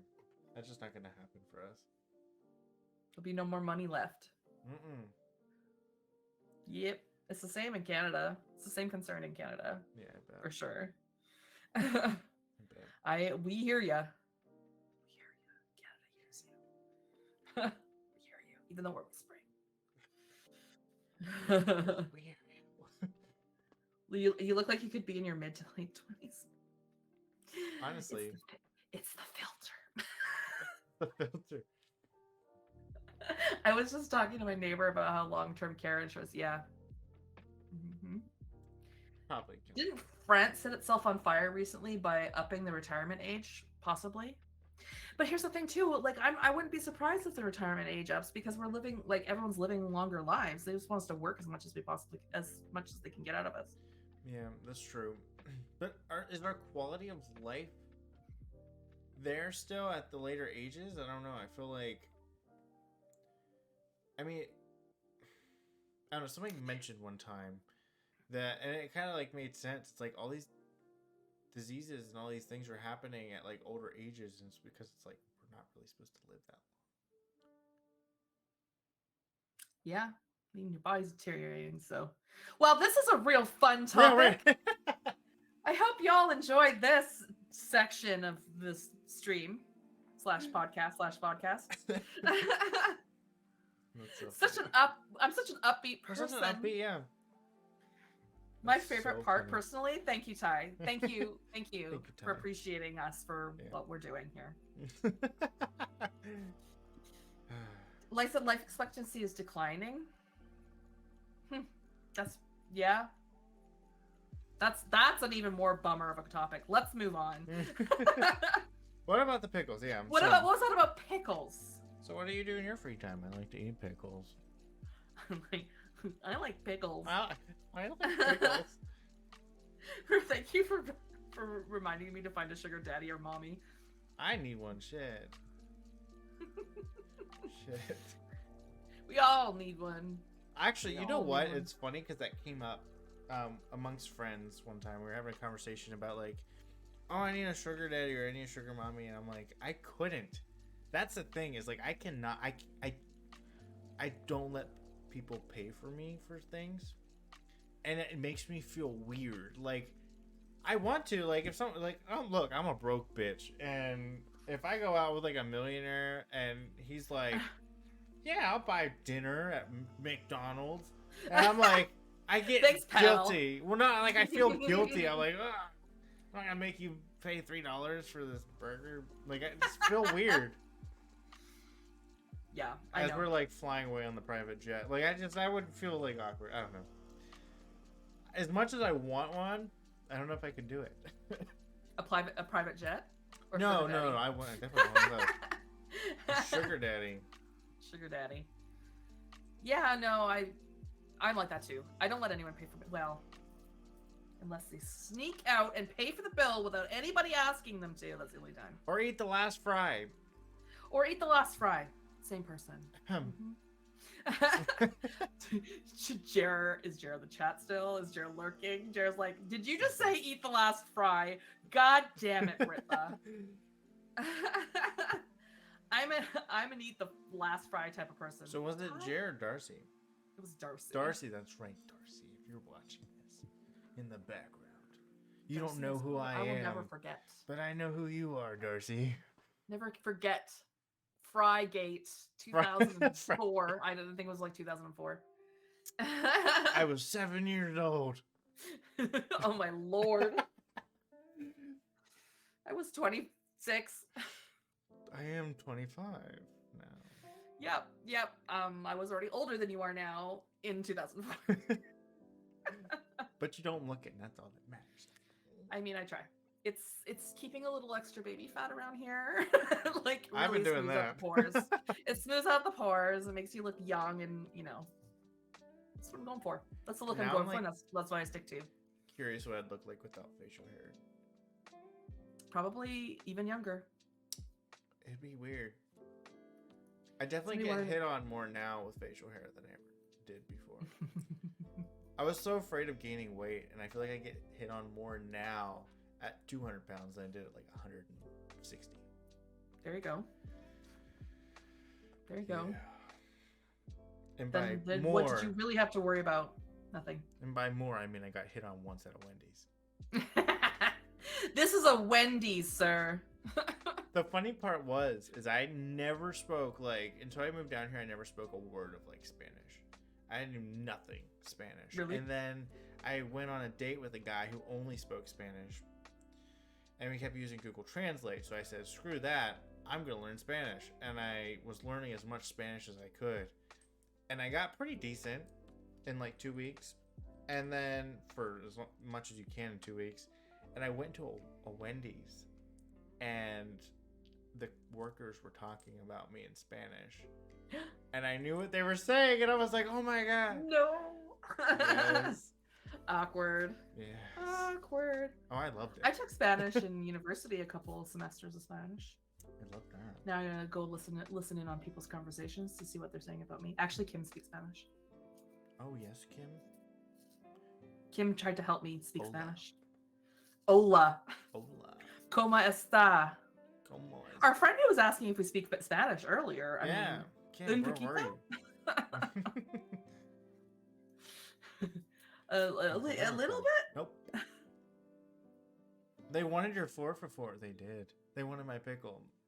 Hmm? Oh, My 4 for 4 pickle. You get 4. It's 4 different types of pickles. I don't know that one. That's at Wendy's? Uh, I feel like we don't have that here. They did that day.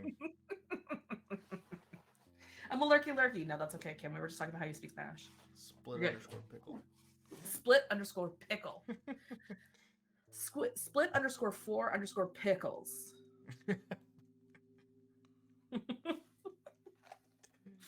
Goodness. It's all coming back to the pickles. Yeah, pickle is a safe word. Our safe word at basic training was pineapple. Yeah. Just because pineapples are our safe place. Although, looking back, it didn't make any sense. If a drill sergeant was coming, and every time they were coming, they just heard pineapple. You don't think they're gonna pick up on it? Yeah. So, looking back, So that always fascinates me that you went through all that. Me too. You're like, I can't believe it either. Honestly, I look back. Just seriously, I'm a little bitch. I'm scared of everything. If someone's mad at me in a slightly stern voice, I'd start crying for no reason. And I look back, and I was 17. I wasn't even an adult. Wow, so young. I know. And I'm sitting there, and I get back. Now, I got really sick. I almost died, and I ended up getting out of the military. But I went to basic training. It was an experience. And I, look at videos on YouTube of, basic training, and I'm like, oh my god, I can never do that. And then I'm like, wait, I did. It's such a weird, it was almost like a different life. That was a different split back then. This is the split of that split. Yeah, and I started was a looking different about split. it. When I watched the videos, I'm like, oh my god, it's so terrible. And then I'm like, wait, mine was worse. That was nothing compared to. I started thinking about it, and I was like, oh my god. But yeah, honestly, I can't believe I did that. Sometimes That's like the archaeology field school for me. It's like, I can't believe I did that. Yeah. I can't believe I climbed a mountain to go to an archaeological site. Isn't that Who was I then? I lived in the woods for 5 weeks. What the hell? Who was I barely she? leave my house now. Who was that person? Mm-hmm. Yeah, and now I get winded going up the steps. Literally. And Literally. by steps, I mean like just at my front door. Like it's 3 I was steps. gonna say by steps I mean getting in my car. Yeah. You should see me get out of bed. I'm like, I can't tell if it's the pneumonia or. I tried to walk down the 2 stairs outside of our front door and I fell down them and couldn't walk for a year. Oh So no. how I walked up a friggin' mountain, I don't know. It's amazing what you're capable of. It honestly really is. It's amazing what you're capable of. I always think back to the time like when I was trying to get to the archaeological field school. It was I could only carry like there was like a camera case that I carried.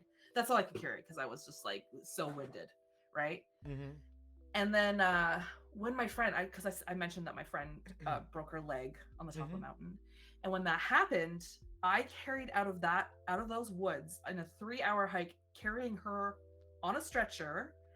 Everybody who was carrying her on a stretcher, I said I couldn't do it because I was afraid I was gonna drop her. She's a good friend of mine. I was like, I can't do this. I carried everyone else's equipment of 16 people's worth of equipment. Oh my God. I had every one of their like cruiser vests on. There's one guy who had a goddamn leather jacket in his cruiser vest. I was so mad at him. I've never spoken to him again because I was so fucking heavy. Yeah. You ain't Indiana Jones. You don't need no leather jacket. What do you need a leather jacket for in the woods at the top of a mountain? Please. Anyway. Realistic. But I carried all that back, and it was like nothing. It was like fine. The paramedics kept looking back at me, be like, "Are you okay?" I'm like, "I'm fine," because the adrenaline was like kicking, right? Mm-hmm. The adrenaline was kicking. Can you remember that? We carried like 8 backpacks. Yeah, I carried everybody's equipment. Thanks, adrenaline. That's yeah. And then when the adrenaline stopped, I just like wept. Yeah, actually. I wept for like a. Kim actually came up to the woods that weekend to visit me after all that went down. I was like, that was a tough one.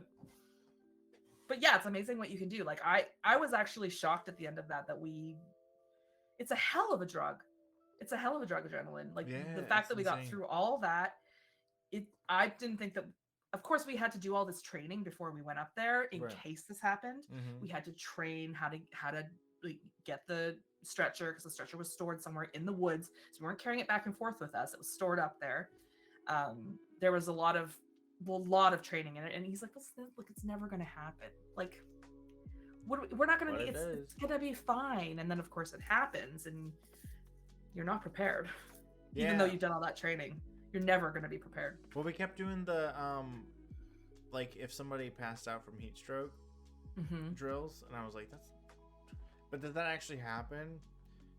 Yeah, I didn't pass out, and it wasn't heat stroke. We thought it was heat stroke, but it was not. I just had 104.6 temperature because I had pneumonia, and I was dying. Yikes! That's rough. That's rough. It was weird, and it was a night like 96 to 106 degree day in Georgia. My lord! And I was throwing grenades because I'm cool.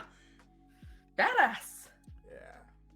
I was just throwing leather jackets at my friends because I was like, "God damn you!" Yeah, no, right. So funny. So mad. I'm still so mad. That was 10 years ago. That's still so bad. Well, I was talking to my friend when we got back. He went into the Navy. I went nowhere with my life, and I was back visiting home, and he was visiting home at the same time, or at least I thought he was. And I was like, "Oh, so what are you back for a little bit? Are you on leave?" And he's like, "Dude, I'm out." I'm like, "How are you out of the Navy?" And he's like, "Dude, we graduated like 6 years ago." I'm like, "Oh."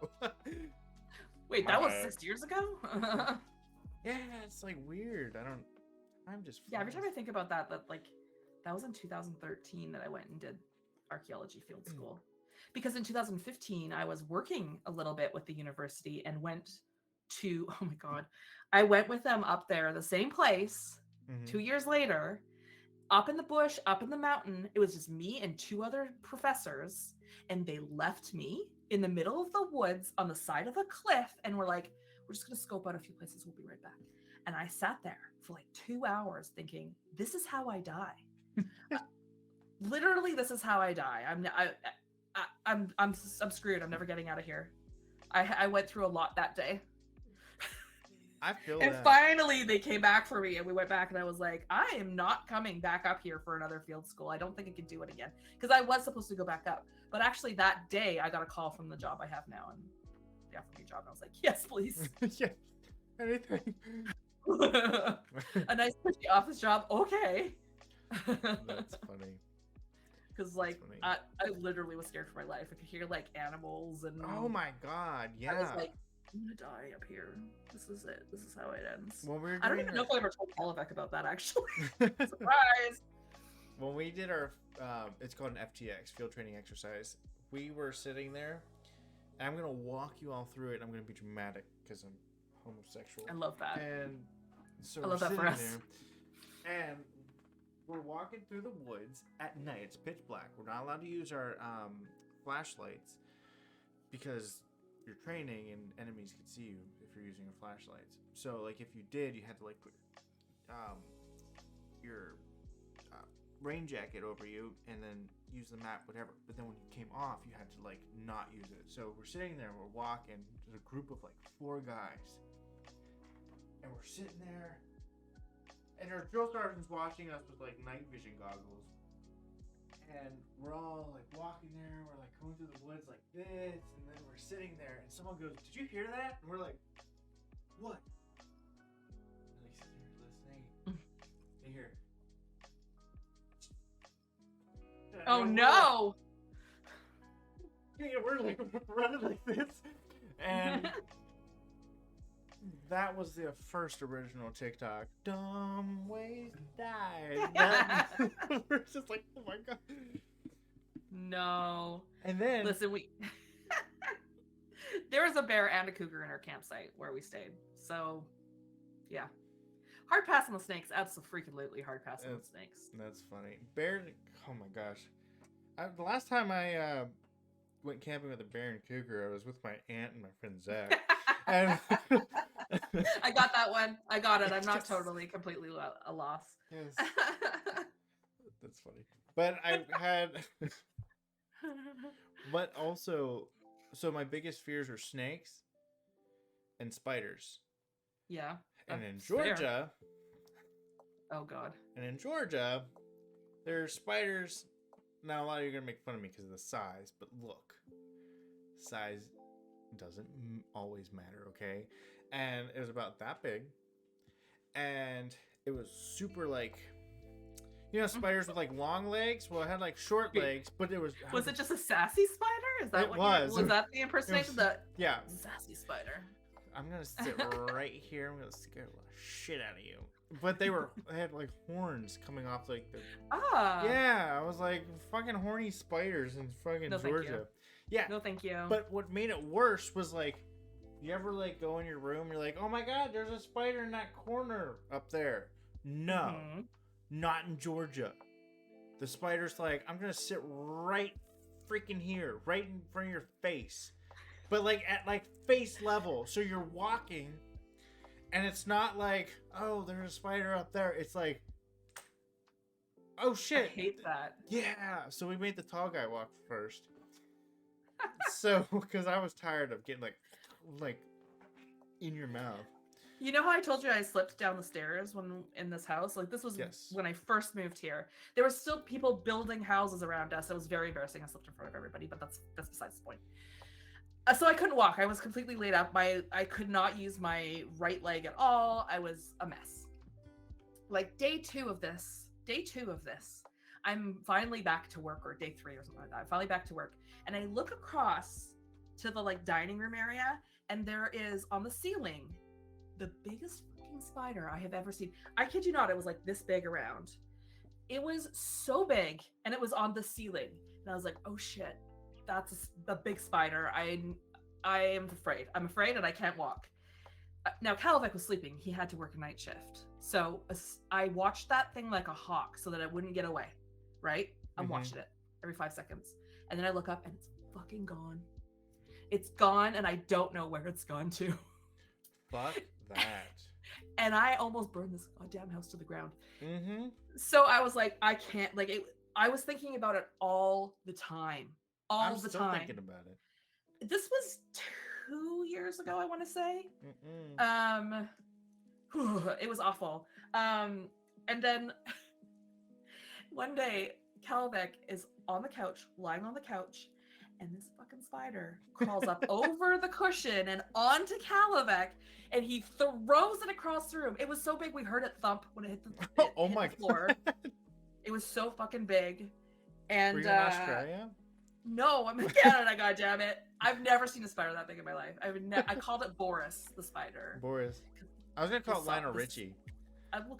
Yeah, walking on the ceilings. But no, Boris the spider from the Who song. Ah. It was awful. It was awful because for the longest time because we have like all these little caps on, like, because in this town it's mandatory to have fire like sprinklers, right? Yeah, right. We have all the caps over the sprinklers, and I'm pretty sure he got in through the cap. It's no cap. So I like sit here and stare at these caps going, one of these days that mother is coming out of that cap. Fuck that. Sorry, Linux. Sorry. My skin is crawling. Now, have a good night, Linux. Yeah, right. Sleep well. Oh my gosh. To anyone listening to this as a fall asleep aid podcast, good luck. And then don't get me started on centipedes. Oh, I know.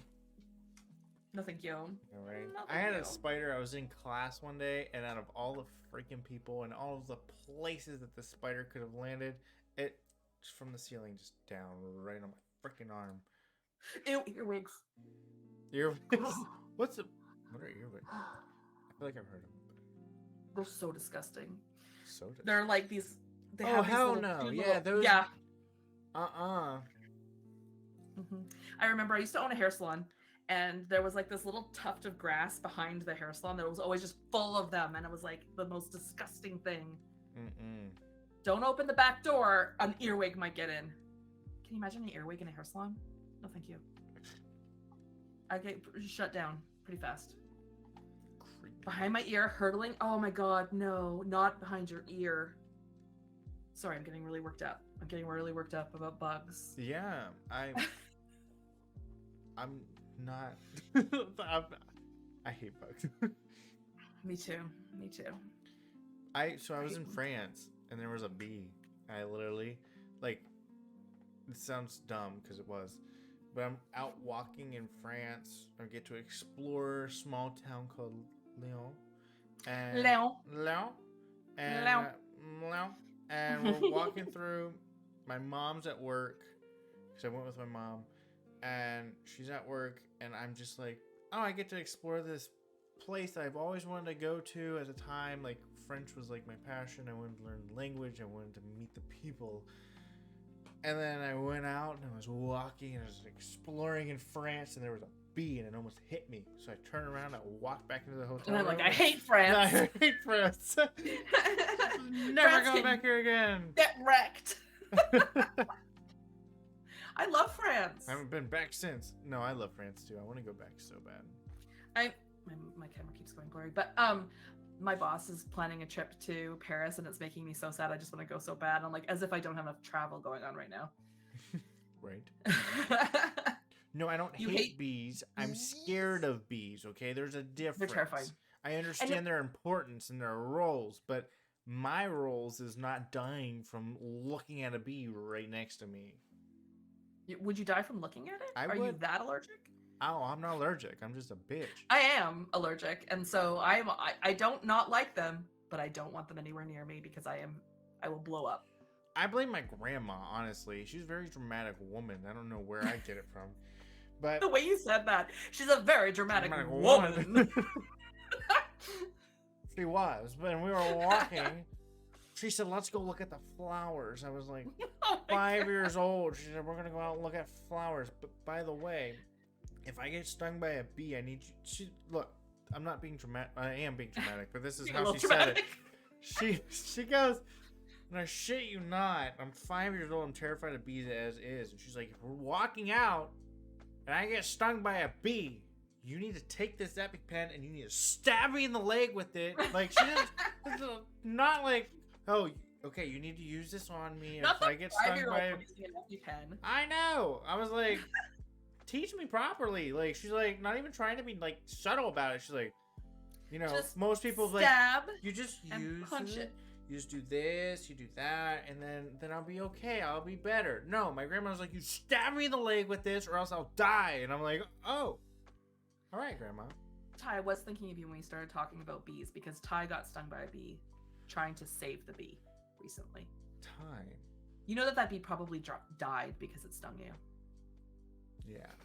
They were all losers, Time.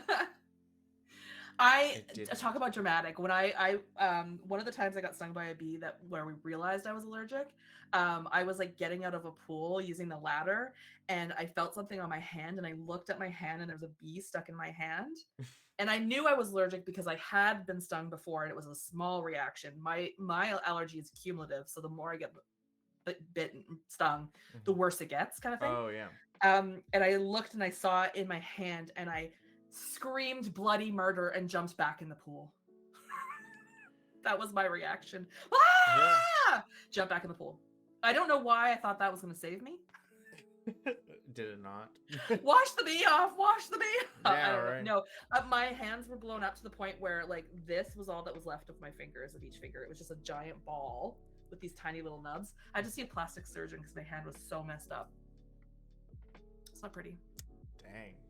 I remember my sister got stung. We were up by my old elementary school, and she leaned against one of the light posts, and there was like at the bottom of the light post there's like a little square half of a cube that goes around it. Well, there's an opening, and that's where like bees would go in and build nests. Mm-hmm. She backed into it, hit it, and a bee came out, and I guess got her hand.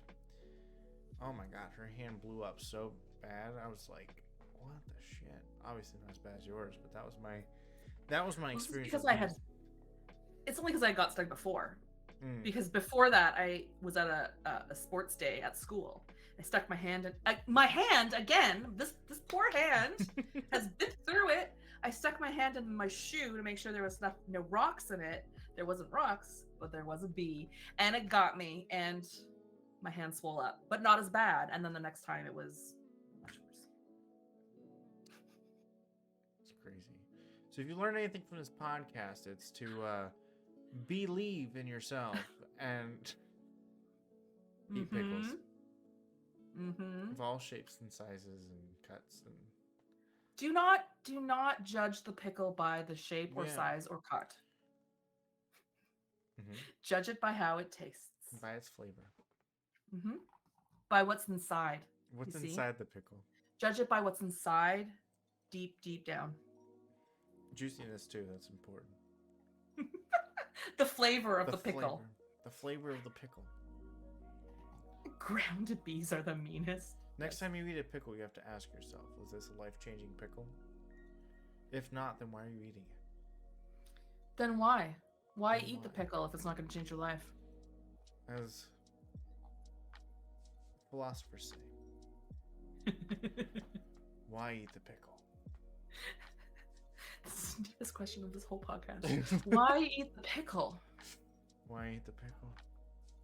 Wait, what's that? Because if you don't eat the pickle will eat you. Wait, was that what? Philosophers, or was that conservatives telling me not to eat the pickle? I can't remember. Definitely conservatives. Definitely. Yeah. 100% conservatives were telling you that. Yeah. They don't like that. They don't, apparently. They don't like that. No. Well, Ty. Well, there goes my plans. Oh. I'm like, thank you. And it, unless what? You don't want to be eating, but you're a sweet potato Ty. Tell me, what Ty. You are asking for it with that sweet potato name makes me want to go, yummy sweet potato fries. What, Ty? You don't want to be eating unless what?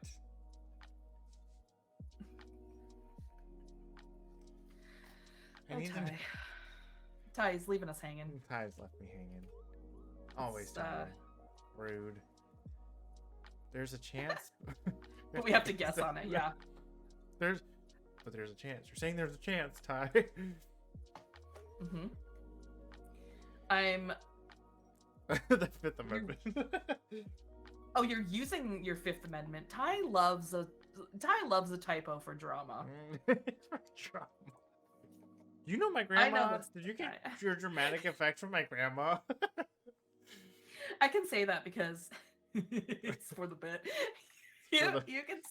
I can say that because I also do the same thing. the... Ty and I are infamous for our typos for drama. Feel that. Feel that. I use that excuse. I just don't know how to spell things. I barely know how to spell drama. I am the drama. But I can't spell it. According to Taylor Swift, I am the problem. I'm too... I just got water in my eye. Oh my god. Ty, were you here when I was telling the story of sending you the snoring video? Or sending you the snoring stuff? This podcast is all about me doing stupid, embarrassing things. We need to change the title. It's not Splitting Friends. It's things Brit has done. To embarrass herself. And how proud of it she is. And how weirdly proud of it she is. Very... I nearly sent an 11-minute sound of me snoring to Ty. Can you believe? It's a feat. It's a feat to... I do love that one, the one the most because I'm in it, yeah. The way I messaged him and was like, wow, you almost got an 11-minute sound of me snoring. That's so... You should thank me that I didn't send that. Thank God that's gone. Thank God that's gone. Didn't go into the universe. So hilarious. My ex used to get so drunk when we go to the bar and then we'd stop at Sheetz, a gas station. Which is a gas station. Yes, I would just like to make sure everyone knows that is a gas station. Anybody from Canada, that's a gas station. Okay, go ahead. Where you can get 2 hot dogs for $1. 2 hot dogs for $1? Why, I never. That sounds like really disgusting hot dogs. But go on. Coming from a gay bar, I got 2 hot dogs for $1. You should see what they do for a Klondike bar. And anyway. Gas station hot dogs can't be good for you. Gas station, honestly. But it was so funny because he's sitting there. I'm driving home and he's like passing out, and then he'd go like this, start eating, and there's like a whole ass hot dog in his mouth, and he just. And they're like, babe, it's time to wake up. We need to go in the house. And he's like, yeah, finish the hot dog. That does sound like something I would do. Gas That does station sound like hot something I would dogs. do. First of all, it's not just a gas station hot dog. It's a Sheetz hot dog. And it's basically kind of almost legitimately a restaurant. Awful? What?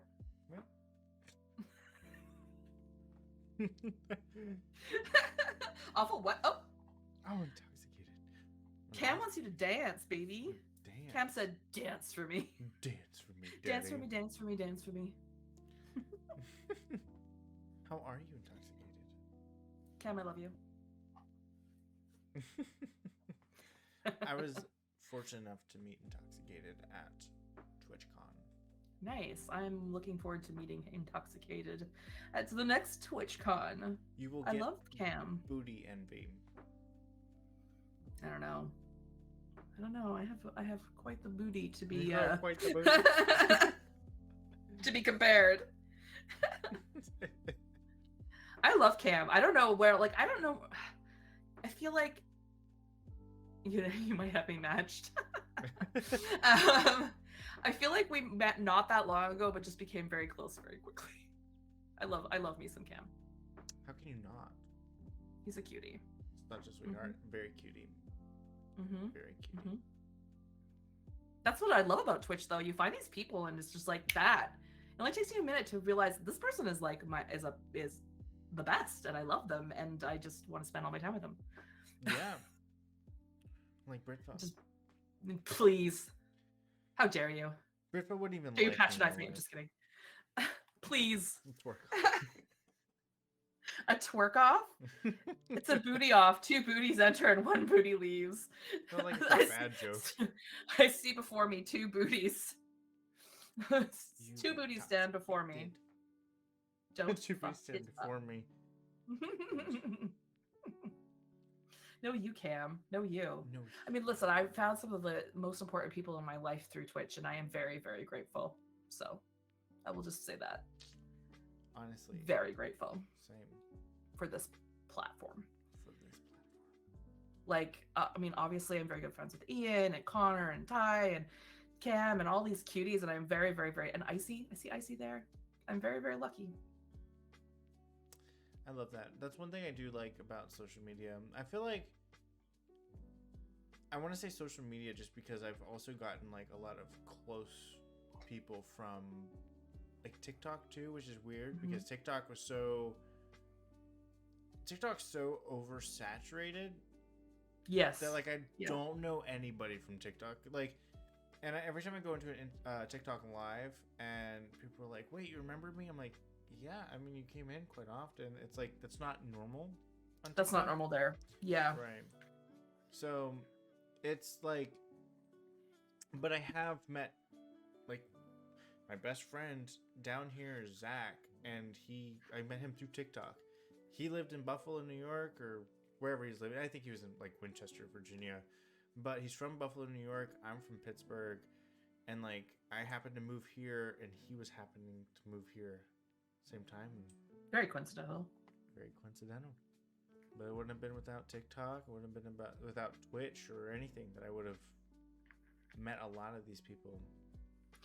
Yeah, I mean, I have one person on TikTok that's so funny because I have one person on TikTok who is not somebody that is a Twitch person. He was always like, I don't understand Twitch, but like really they're all from Twitch. And yeah, I'm very, very grateful for having met him because literally it comes down to Jeremy and his TikTok journey, which has been a journey. Quite a journey. He was live streaming and happened to catch somebody's comment where somebody said you should Twitch. Oh wow. That person was Jam from Two Gays on Twitch. Oh my god, yeah. Yep. And they started talking back and forth, and then Jeremy messaged me and was like, I just got you a couple of followers on Twitch. You need to come back. And I was like, okay. All right, who? And he's like, oh, I met these great people, Two Gays on Twitch, and love that. I went into their stream. They were so lovely to me, and they started following me, and I was like, well, we'll give it another go. And there we have it. I met one person on Twitch, and they made all the difference, and that was JM from Two Gays on, and of course Chris. Honestly, I think one of my people like that actually is funny. Just came into chat, but Dark did it. If it wasn't for you, I don't think I would have, especially at least be where I'm at today. At some point maybe, but like quickly took me under their wing and helped me get to my first 100 followers, and then my first 200, and then my first 300. So sweet. I appreciate you, Dark. So Dark did it. I see has just subscribed for 25 months. Is that like has that how long you've been streaming? Like just over 2 years? Yeah. I started streaming February 12th, and by March 12th, I was an affiliate. Nice. Yeah. Nice. So, I mean, and Dark was there from the very beginning, so I appreciate you. I met Dark through... Dark's a real one. Dark is a real one. You've been here the whole time, but thank you so much. That's so crazy. It's so wild. I mean, I started in March 5th of last year, so I just had my 1 year. Like I said, my affiliate is on the 21st. It's amazing how much happens in that first year and how different your life becomes so quickly when you start doing this on the regular. Yeah, for sure. Especially if you were not particularly a big Twitch viewer before you started doing it, because I was not a big Twitch viewer before I started doing it. I knew of Twitch as an entity. I knew it seemed like something I would be interested in. I'm a gamer, and I felt like if I'm going to be gaming, why not do this? Why not have that sort of social connection at the same time? And like the connections I've made here, like feel just as deep and just as real as the connections I have in real life. And I know like family members have said to me, "Oh, you don't put so much weight on your relationships with these people on the internet." I'm like, these people on the internet mean a hell of a lot to me. Like I'm, Mm-hmm. you know what I mean? Like, That was my of ex. course. My ex Yeah. freaked out on me the other day. I said Oh, the other day, it really? was a few months ago. Yeah. I was sitting there talking to him and I said slay. And he was like, "You don't say that word to me." Blah, blah, blah. What? Like You're easy. changing. I was like, calm down, girl. Calm down. And I was like, are you I serious? swear to Christ. And then I just said, I was like, look, it's what I've been saying, from streaming is something I never really said before, but like now I'm saying, like, whatever. And plus, if I want to say whatever I want to say, I'm going to say it. Like, fuck you. And, Yeah. he started freaking out. You're a changed person. You're hanging out with all these fake friends from social media. I'm like, when have you ever been real? None of, like, are you serious? I'm like, some of these people have treated me better than, Oh my God. yeah. I've never had such positive Never. relationships in my life. Here's the I mean, thing. obviously Right. Jer and Kalavec, yes. Right. Like they belong in here with people who have been positive lights in my life and Kim. But like actually what makes me I have never cried as much as I have since I've been on Twitch because people are nice and I don't even know how to respond to it. I don't even know how to respond to it. I malfunction every time. I cried at TwitchCon so many times because I was so happy. I Be know. around people. I feel that that's going to be me. Listen, when I meet Ian Watson, I'm going to have to take an entire Kleenex company with me. You're going to have to. I'm going to sob like a little baby. They hired Ian Watson as the spotlight because they just shine so bright. I love Ian Watson. Me too. But that's one thing. So but I do want to say that though, is that like you said, the positivity and everything. It's like you go back, like if I go back to my small town friends and I hang out with them, if something happens that's good for me, they get jealous and try and tear me down, or they'll do it behind my back. And then which is not a thing that happens here. No, which is insane. It's like so amazing. It's so amazing. It's like we're all coworkers and we're all we care about is lifting each other up. And Anta's saying to make streaming sound like such a fun and healing experience. It 100% is. Yeah. It really is. It's like the relationships you build, the community you build. Yeah, there's going to be trolls. There's going to be bad people who are going to come in, but they are so limited. Boats the Goats, I swear to God, is one of my favorite people who just came in. But another person who I met through streaming who's an absolute wonderful person. And I swear to God, Ty and Jeremy, if you say that you were just a number to me, I will hunt you down. I don't have to hunt very far for Jeremy, and I will hug you. I will hug you.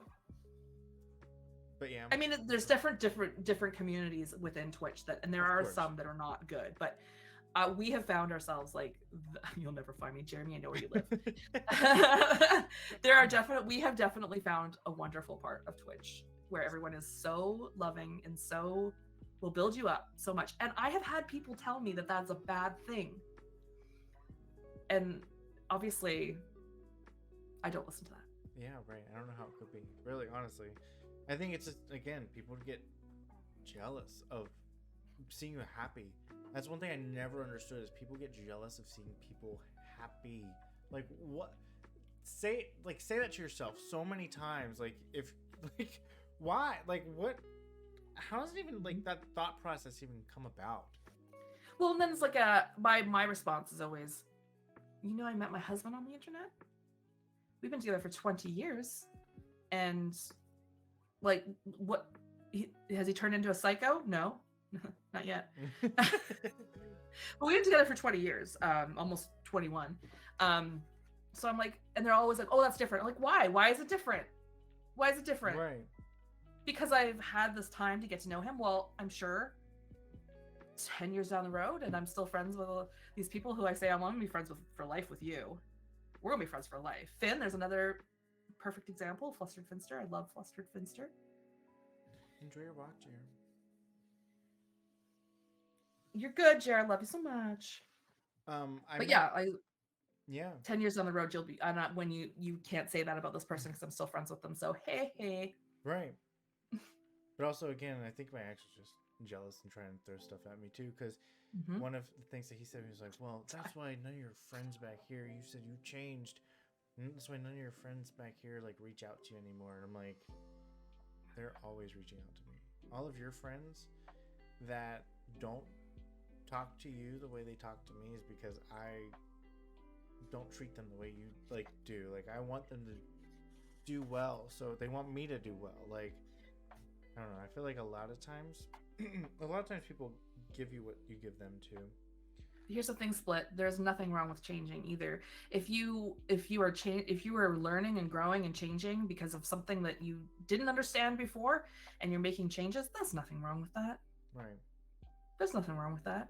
It's like, what if you had this, like, if people, there's a lot of people out there that need to change Mm-hmm. because they have bad thought processes on certain things. Right. We all know there's all these like laws being put in that are absolutely ludicrous to us. Mm-hmm. They have like, they need to, we like, minds need to be changed, right? Right. For sure. So changing is not like, it doesn't have to be an inherently wrong thing to change. If you learn and you learn that you were wrong, or you now believe you're wrong, that's okay. Right. And a lot It's of okay. times you don't lose friends because you changed and you're this different person or whatever. It's you just outgrew them. Exactly. Because they're not. You're supposed to change in life. You Mm-hmm. should not be the party 20-year-old for your entire life. Like, and there's nothing wrong with going out and partying and doing these things, but like, there has to be something else you look forward to in order to get to a better place. I don't know. I just feel like there's different directions in life that you want to go, right? I'm not going to go in the same direction that somebody else is going to go, and success isn't measured the same way for a different person than another person, right? Like Exactly. Like success is in so many different forms, but to sit there and tell me that I'm changing because I moved and because I did this, and I'm like, no, I got out of the area. I got a job where I'm making twice as much money. And again, it's not about the money. It's just about the fact that I'm making a better life for myself. I'd rather have no money and be happy than have a buttload of money and not be happy. And that's absolutely one thing, like that's one reason why one of my exes and I didn't work out, was because it was like all they cared about was making all this money. I gotta do this, I gotta do that, I gotta have all this money. I'm like, you're killing, like, you're just destroying yourself trying to chase all this money. I'm like, I'd rather be broke and get to spend time with you and get to do all these things with you. And it just, I don't know. I feel like a lot of people chase the wrong things in life. It's true. It's 100% true. Also, Ty, hate is never the right side of history. It's true. Truth. Ty is spitting the truths in the chat right there. But yeah, I mean, it's very true. And like, I've told you I had a podcast before. And the person whomst I had a podcast with and I were best friends for 10 years before we started that podcast. We were almost like sisters. We did that podcast for about a year, and after that we definitely grew apart. Right. It was not a great separation of friendship. Like, it was very hurt. Like, it hurt a lot.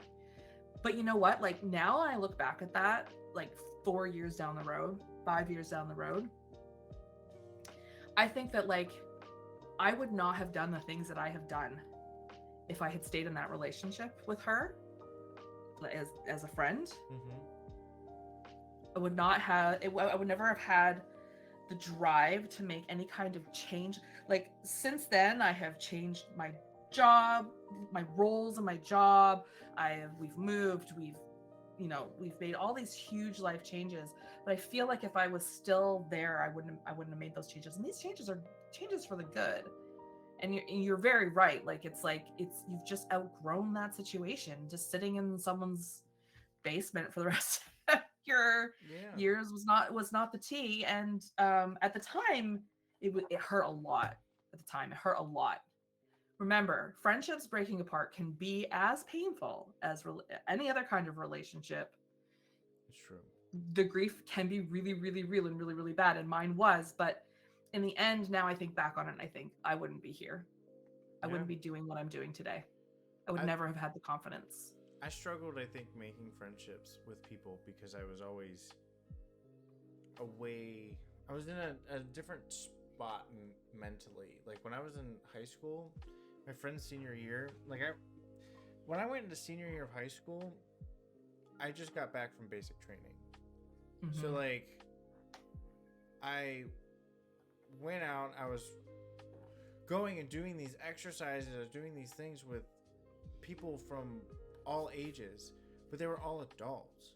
And guy was 32 and married and teaching me things about life that like I didn't learn, and I'm like, I'm going back, and then I go back to high school senior year, and my friends are like, what are you doing? You're this different person. I'm like, yeah, because I grew up. Mm-hmm. Like, y'all are just trying to make all this drama for no reason. You want to make one person in the friend group feel like crap for no reason, just so that way you can feel better about yourself. You're gonna tell me that I'm the problem? It was just annoying, and that's when I realized, like, I just need to get out of high school. Then I got out of high school. Yeah. Started going to bars in college towns, and I'm hanging out with all these college kids who are doing the exact same thing. I'm like, what is going on? Yeah. I don't know. People just need to get their priorities straight. Totally. And if we were all still the same people we were in high school, this world would be god awful. Oh my god. Imagine a whole world of, what is it, 8 billion people now, all being teenagers. Jesus, what a nightmare. Oh my god. No, thank you. Scary. If I was the same person, like if I went back and was in the relationship that I was in with one of my the one ex that like freaked out on me, like, oh my, I look back, I'm like, why did I even deal with that? Mm-hmm. Like, I would never deal with that now. And I'm so happy that I'm in this place in life versus where I was before. For sure. And listen, when you hit 40, which I have many years ago, you will find that you could give 0 fucks. Like literally no one could do anything that's gonna, like, I mean, I would say that I've been worse since I've been on Twitch. I've given a lot more fucks. But in general, when you hit that age, it doesn't phase you like it used to. Yeah. I'd be a doormat and be so hateful towards us. Literally. We have to change. If you're not changing, there's a problem. Yeah, you're supposed to. Thank you, Boats. Yes, I swore. I'm sorry. You'll have to beep that out. Oh, I've said. Wait, are we not allowed to cuss? We're not allowed to swear? Shit. I mean, fuck. Shit. Damn it. I'm sorry, Boats. I was just saying, when you hit 40, you give 0 fucks. It doesn't happen much. It doesn't happen much on the stream. It doesn't happen much on the stream, but let me tell you, in real life, oh my god, a lot. Same.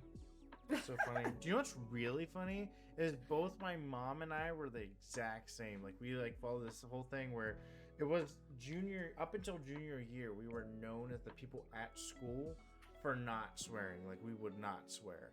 And then we came back senior year, and somehow over the summer, something happened to my mom, something happened to me. I ended up going. It was the summer of swearing. The summer of swearing, and I came back and I was like, F this, F that. So funny. My dad is a Scotsman who grew up in Scotland and moved here when he was 20. So you can just imagine how much swearing he does. It's quite a lot. And when he, whenever we're going somewhere, like we're going to a funeral, for example, this actually did happen. He always has to pull me inside. Now, don't you be swearing up a storm in there. I'm like, me? Me? Pot kettle black. Like, I'm gonna go into a funeral and start F-bombs everywhere. Oi, fellow Scott, we don't. Yeah. Did you not hear me saying, Pen, earlier? I was doing the whole, it's the great chieftain of the pudding rice. We were talking about haggis. They don't swear that fucking much. Carson shouldn't interrupt an F-bomb.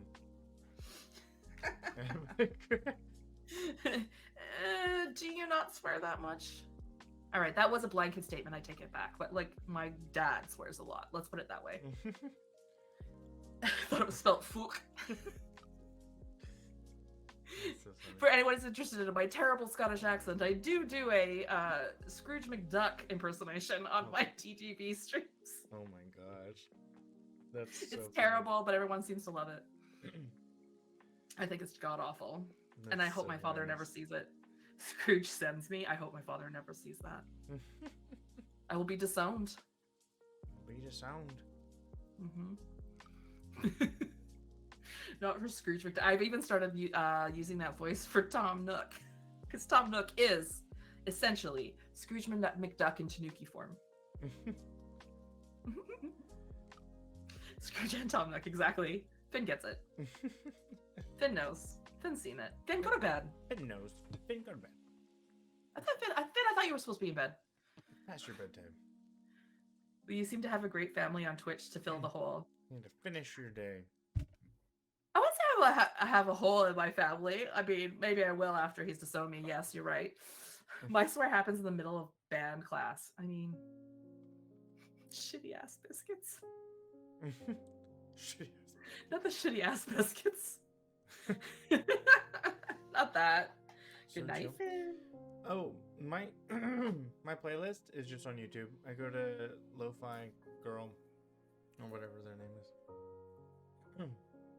Lo-Fi Girl, they have a continuous 24/7 stream of lo-fi music. I love that. I love a lo-fi moment. Mm-hmm. My Spotify is all messed up because of all the lo-fi I listen to. Doesn't know what I like anymore. I have Spotify for two reasons. One, because there's this great podcast called Splitting Friends where where you can go and listen to great streamers talk about random shit. Like pickles. Yeah. And Bugs. I also use Spotify to go listen to Smoke by Matt Hall. I was gonna say over and over and over and over again. On repeat 24/7. And I don't mean to sound exasperated because that song is great. It is a great song. What do you mean wait, Matt is on Spotify? Belts my goats, where have you been? Where have you been? Oh my god. I don't know how you missed it, to be honest with you. I missed this thread. I don't know. No, I have no explanation for that whatsoever. It's everywhere. It's literally everywhere. Literally everywhere. I've posted on my well, you probably, I don't know if you follow me on Instagram, but I've posted it probably 12 times in the last 6 days.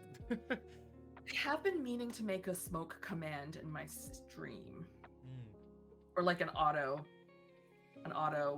like timer. Gotta give Matt all the props because Matt is a cutie and we love Matt. Matt is a cutie. And I would not be doing this if it wasn't for Matt. Matt brought me into to like test out the guest star feature.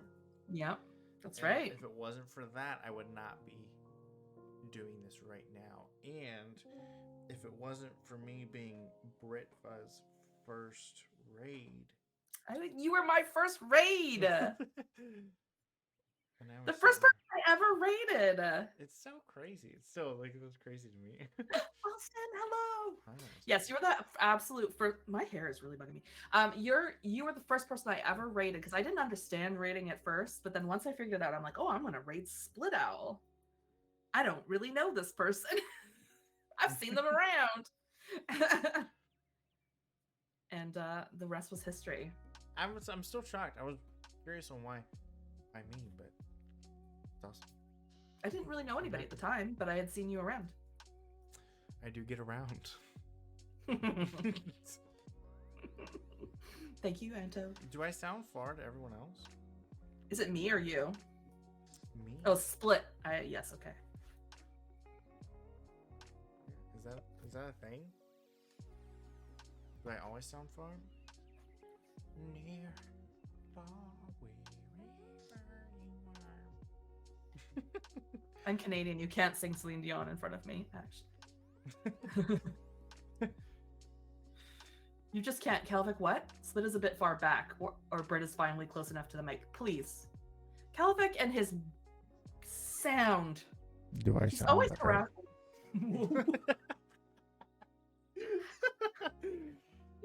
Whoa. Do I sound better? Can we just get a general shout out for good hair? Oh, yeah. Good hair. Oh my.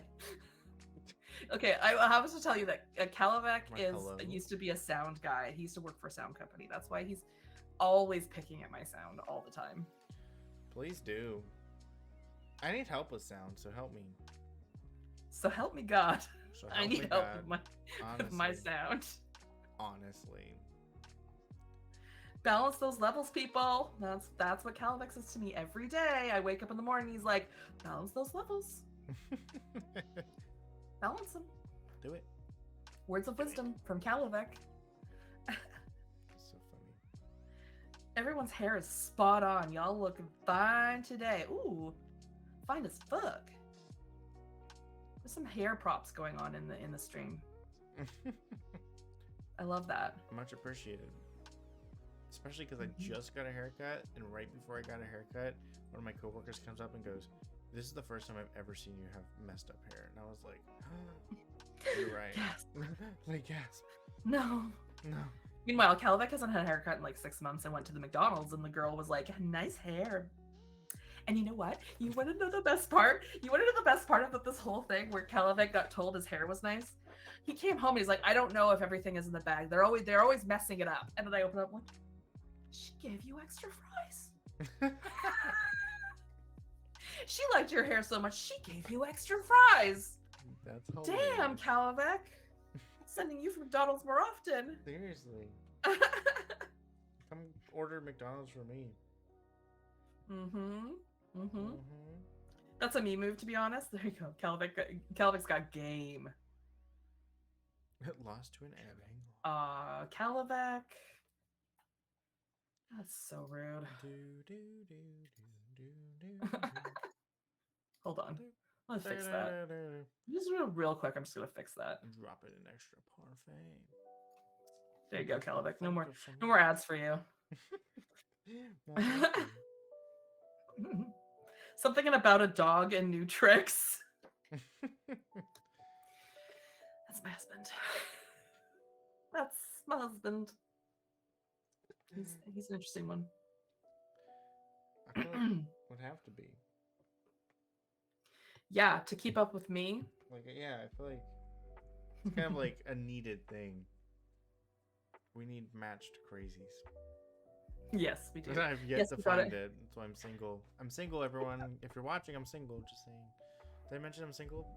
It's like this is like a real old reference because I love the Beatles, but it makes me think of when the Beatles were on Ed Sullivan Show and they had like a little thing that said, "Sorry, ladies, he's taken." You need one that says, "Hello, fellas, he's looking," or something like that. I just have it on the screen all the time. Right. It's like the Ed Sullivan Show. For sure. Austin, I'm single. We could be Austin squared. Ooh, Austin squared? I love that. That's so cute. You're not just single, you're a whole thing, sugar. Boats. Boats, my goat. We want to find the other half of the owl. With the My husband. Oh my We could switch last names. We could switch. We should. That'd be so funny. Wait, hold on. Split. Your real name's Austin? Is that what you're telling me? Yeah. I didn't even know your real name. I didn't either until like 25 years ago. Yeah, right. Yeah. Want to split this out? It was like a weird random holiday. It was like a Christmas day 25 years ago. You were born on Christmas Day? I was. No. Oh, that's the. I'm so sorry. I'm so You're sorry. learning That's the so much worst. about me. That's Split that's Austin? that's terrible. Split Austin. Oh my. Oh my. Those my goats. Because you're present to us all. Oh, Austin. Austin's the sweetest. Such a sweetheart. I love Austin. Um, that's Perfect you. gotta be a bummer. Birthdays on Christmas Day have got to be a bummer. Yeah. Yeah. I feel for you. Mine is in the middle of the summer, actually and no is. one was ever around. What? No one Because was they're ever always around. doing stuff. Yeah. Yeah, because mine's like dead in the middle of the summer here. Because it's July 31st, which is like right smack in the middle Oh of the my. summer. And then there's always fireworks downtown Vancouver at that time. And so everybody wants to see the fireworks. They could not care less about me. They want to see the fireworks. Yep. This is why I hate fireworks. I mean, They hi stole for my thunder. offering. You're actually the sweetest. It's true. The sweetest of all potatoes. You're so lucky you don't have a GIF functionality in your stream. Or there would be a lot of sweet potatoes pooping out potato fries. I love going on that, right now. and I feel like I need to get a GIF. That's all my stream is nowadays. It's just sweet potato GIFs all day long. That's so funny. See, they're even trying to do it here. They're trying to bring it to you. Bring it to me. Bring it. Bring it. Mm-hmm. Oy. Oh, Austin wants to be in your Discord. He's sneaking in. Oh, sneaking in. By the way, I have other socials too. Just saying. I do have Snappy Chat. Snappy Chat? Snappy Chat? Is that still a thing? Snappy Chat? Apparently. Oh, wow. Oh, wow. I have it. On dial-up, but I have it. On dial-up?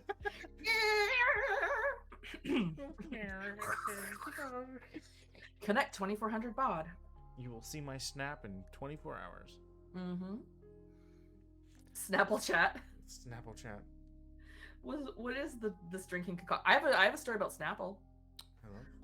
Hello. I once found a dead animal Snapple bottle, and got a year's worth of Coke for free because Coke owns them. Fun fact. Oh my. Mm-hmm. What type of organism was this? I don't remember. It was like when I was younger. I want to say it was like a little baby bird.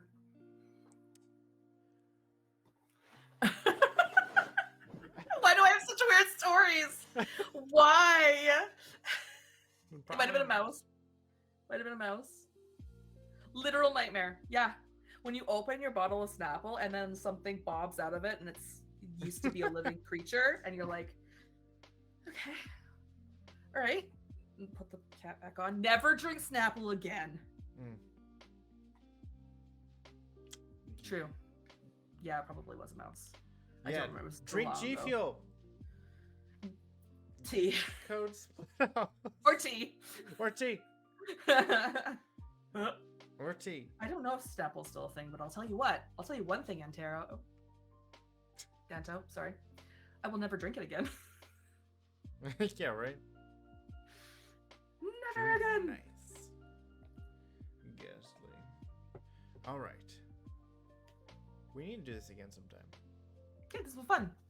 I have lots of weird stories. I'm sorry. I took it weird places. We went from like, there's times like, you ever watch like an interview and you're like, this is too structured? Mm-hmm. And then you watch this and you're like, what the fuck? Maybe they needed a little structure. Well, we spent the first 45 minutes on different slices, cuts, and sizes and shapes of pickles. Pickles. Only because we don't like cucumbers, but we love a pickle. And that's how we started a new website called Only Pickles. Wait, what? This isn't what it was supposed to be? Just a pickle podcast? A pickle podcast? A pickle podcast. The Pickle Day in Pittsburgh. That's a thing. Man, a pickle day? Oh my god, I'm jealous. Pickle Day. Also, I feel like you would appreciate the name of my podcast that I came up with when I did have a podcast. What was it? it was because I feel like you like a pun. Yes. My podcast was kind of hypothetical because we did hypotheticals. Yeah? No? Wow. Yeah? No? Oh, yeah, you're getting a delay on my facial reaction. But yeah. I came love up with that while doing laundry, watching TV. It just came to me in a dream. And I was like, hypothetical. I don't know what it's about, but it's a hypothetical. Why wasn't I on that podcast? Because it was a long time ago and I didn't know you then, Austin, but maybe we need to start it. Actually, Austin, this is it right now. You and I, we're starting a podcast. Like,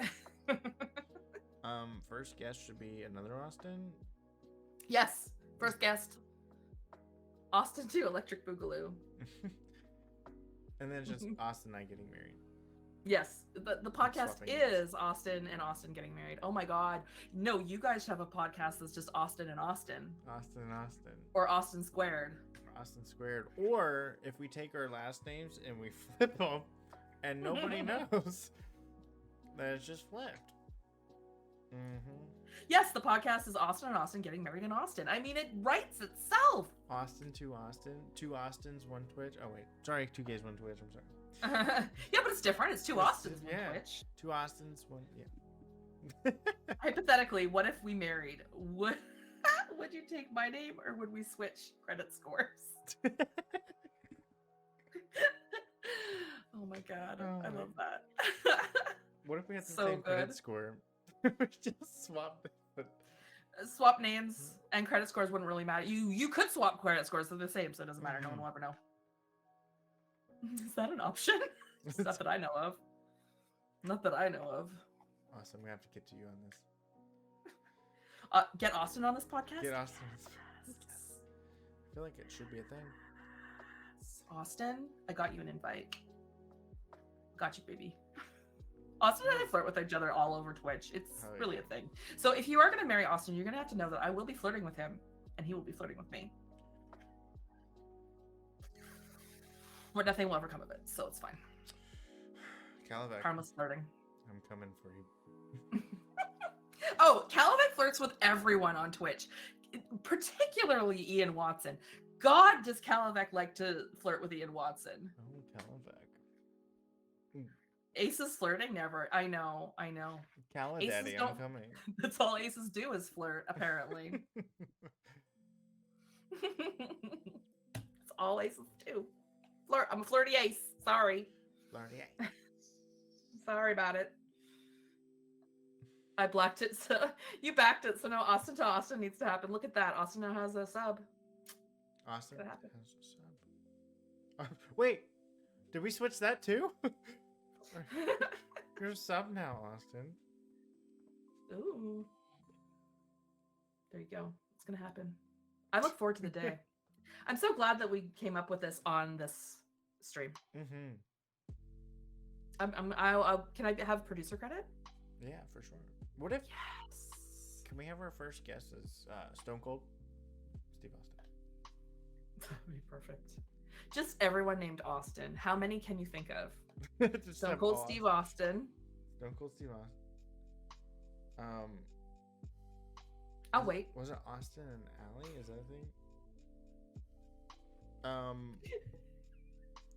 I'll wait. Austin Powers. Austin okay. Powers. Okay. Yeah, all right. Yep. That's one. You know what? I would be really impressed if you could get Mike Myers on this podcast. I will do my best. Like, I think that would be harder than Stone Cold Steve Austin. Out. Yeah, right. Stephen F. Austin. Who's that? Who is Stephen F. Austin? I don't know, but one time Stephen did F. Austin, and let me tell you, I just accidentally stumbled onto his Twitter. Not that. Oh yeah. Not that. Stone Cold isn't doing anything. Stone Cold has all the time in the world. Do you know what's really funny and awkward? Whenever you do date somebody who has a really popular Twitter, and then you find out after like you kind of ended things a long, well, like a year ago, almost, that things ended, and then you find out that all of like your Twitch friends follow their Twitter, and without even knowing, it's just so funny. I found something. Yeah, that must be really weird dating in the social media world. I It wouldn't wasn't know. even social media. Like, it was. I worked with them, and it was like completely different avenues. But a lot of people. Let me tell you, Stephen did a good job. Oh my God. Not that, Austin. Oh yeah, we're supposed to be finding Austin's. Sorry. Sorry, what was that? We're supposed to be thinking of Austin's. I apologize. Yeah, I'm still waiting for I'm Austin's. talking about Stevens. I'm still waiting for Austin's. I still want to know who Stephen F. Austin is.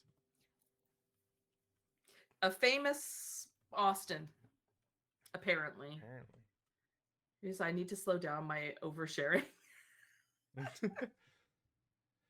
It's Travis and Tyler, but close. What was? Oh, also Chadlet. You know someone whose all their brothers were named after cities in Texas, Houston, Austin, and Dallas. That's a lot. That's a lot. Come here, San Antonio. Yep, San Antonio. Can you imagine? I feel like that should be my drag name. Please welcome to the stage, San Antonio. I don't know if it works. It's a team. Okay. It's San Antonio. San Antonio. Tonio. Got it. Yeah. Tater and the kids have to be Tater and Taste. Tater and Taste. What? I don't know what Chad is losing it over here. I don't know what they're talking about. Oh. Waxahachie and Nakadoches. Nakadoche. I don't know if I pronounced that correctly, but I tried. I really tried.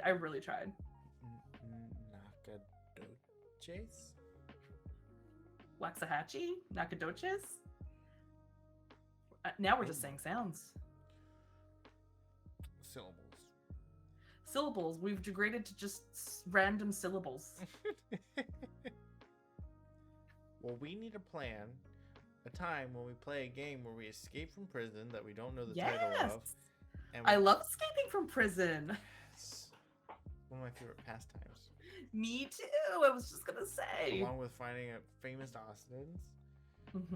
Also getting married to that really hot stud named Ostentation. Yeah. My future husband. This I stan that is so the best part is that your stan your ship name is just Austin. Yeah, right. Easy. Should we go with Austin or should we go with Austin? Yeah. It's not hard. It's not hard to come up with a ship name in this situation. It's like when my parents used to know a couple named Sandy and Randy. So like really, again, easy ship name. Just pick one. The Austins. Splitation. Splitation. Oh, I like that. I do like that. That's good. That Austin, he's a smart one. The splitation He's is quick. Overwhelming. Splitation is overwhelming. The Austins, yep. Yep. So many possibilities. So many possibilities. One day you'll be telling your, I don't know, children, grandchildren, nieces or nephews about how you met each other. One of my pieces of Lego just fell off because I was picking at it. Sorry. How you met each other on this podcast. Yes. With Britva. Yes. Double Trouble. I like Double Trouble. Double Trouble. That's good. That might be the end. I'll take it. Oh, I'm never having children? Oh, okay. You know what's really funny? This is how I know we'd be really good friends. Like, if we actually ever, like, well, when we see each other. You and me? Yeah, you and me. Absolutely. Do you know how I know, though, that it's going to be good? Because we literally were supposed to end the podcast an hour ago, and we've been bullshitting for an hour. I'm sorry. Oh, I'm not worried about it. It's funny because it's like, you know how you can like doing this shit, banter and like chat about stupid shit with somebody, and you're like, oh, I'm a chatter. Yeah, me too. You didn't know what you were getting yourself into. I'm the chatterer. I'm the chatterer on Dead by Daylight. I don't know what that is because I don't know Dead by Daylight. Well, everyone, thank you for watching Splitting Friends. I'm sorry. I tried to play it once. I was very bad, and I didn't enjoy it, so I didn't play it again. That's called quitting, people. Don't do it. Me and Brit on Fortnite being like, okay, one more. What? Literally, me and anyone I'm playing Fortnite with. Maybe just one more. I met Penn in DBD. Oh, did you? Mm-hmm. Hence the DBD. What is this DBD you speak of? Mm-hmm. And Penn thought that they could hide from me in a bush, but little do you know. How dare? How dare you even try? Mm-hmm. I played a few rounds of DBD, but I did get out a couple times. Little do you know. You had, yeah. Well, you had to play killer. Oh God, that would be terrible. It's been uninstalled, so I doubt it'll ever happen. Split loves to dive in a bush. Now that's a sentence that was just said on your podcast stream chat thing. You do know that as my future husband, Austin. So correct. This is my favorite relationship on Twitch, just so you know. Mine too. That's good. Well, I mean, besides 2 gays, 1 Twitch. But 2 Austins, 1 Connor Twitch. and Ian, I guess. Connor and Ian, the Twitch fiancés. Yeah. Well, it just makes me jealous, so because I love you. And I love Connor. Connor and literally everyone. Connor literally. Britva and Swiffer Dustin. Austin, you're done. Get out. I'm over it. And now we're gonna be rating into whoever I can randomly. I can't with these people. Well, shall I leave you to do your end of stream thing? I don't know how this works. How does this work? We're still trying to figure that out. No, I'm just kidding. We can say goodbye to everyone. Let's say goodbye to everyone. Bye, everyone. Bye, everybody. And then thanks for hanging out. Bye. They will all say how much they love you. And then I'll say how much I love you because I love you so much. And you can check Britva out at twitch.tv / BRITVA _ I don't know how to spell games. Oh my god. Yeah, it's games. GAMES. Games. Don't play no games. If you don't except for games, unless you're with Ripa. Ask my ex because they love to play. More podcasts? Oh my goodness. I don't know how I would live without Ripa. Please, Icy. Well, just so you know, if you missed this podcast, because I know you did, because you're here right now, so obviously you missed it. Or if you have friends who are interested in checking out the podcast, you can see it on YouTube or on Spotify. Be uploaded here within the next few. I need to get that on schedule. I need to know when I'm going to upload it on YouTube. Yes. My best friend was asking, when will I be able to see this after the fact? And I said, it will be on YouTube at some point, but I wasn't sure how long to say. It will be very soon. So YouTube, I'm in control of YouTube. YouTube, I can put it on fairly quickly within the next probably 48 hours. Nice. Spotify normally would be very quick turnaround after I put it on YouTube, but the person who has who's been helping me get the audio and filtering it and putting it through whatever they put it through had something come up with their family, so they were not able to do it for Marisol's stream, so that's coming soon, and then I have a feeling this one will be coming quickly after. Sounds good. But I want to say thank you, Pen. That was very sweet of you to say. I really appreciate it. That's so sweet. I know I'm not good with compliments, but I appreciate you. I'll do my best. I'm like, oh God, he's so nice. It's so nice. Why is he so nice? Why is so nice? So thank funny. you, Pen.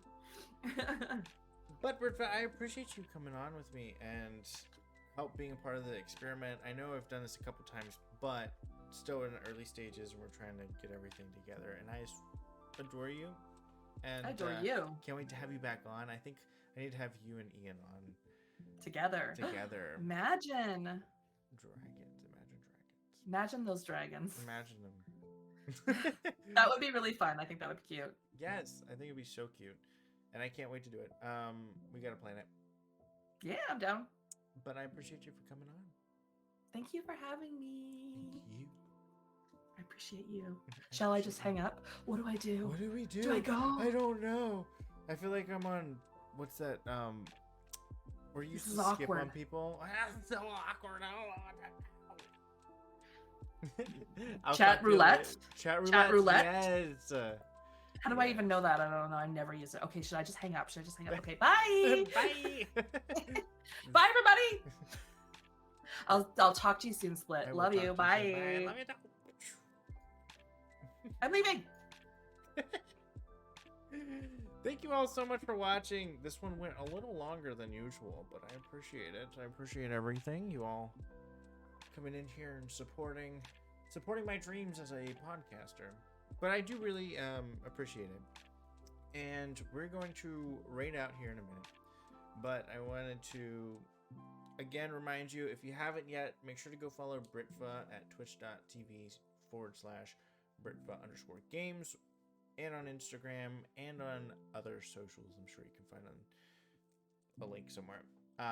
But also, I'm going to be posting this on Spotify and YouTube. If you could help promote those channels too. I'm trying to grow them. I'd really appreciate it. And again, this has been like a dream of mine to have one of these. So I appreciate you all for helping support. And I love you all so much. I love you less than 3. And as always, make sure to unapologetically be yourself. I'll talk to you all. What's today? Friday? I'll talk to you all Sunday. You all have a good one. Bye.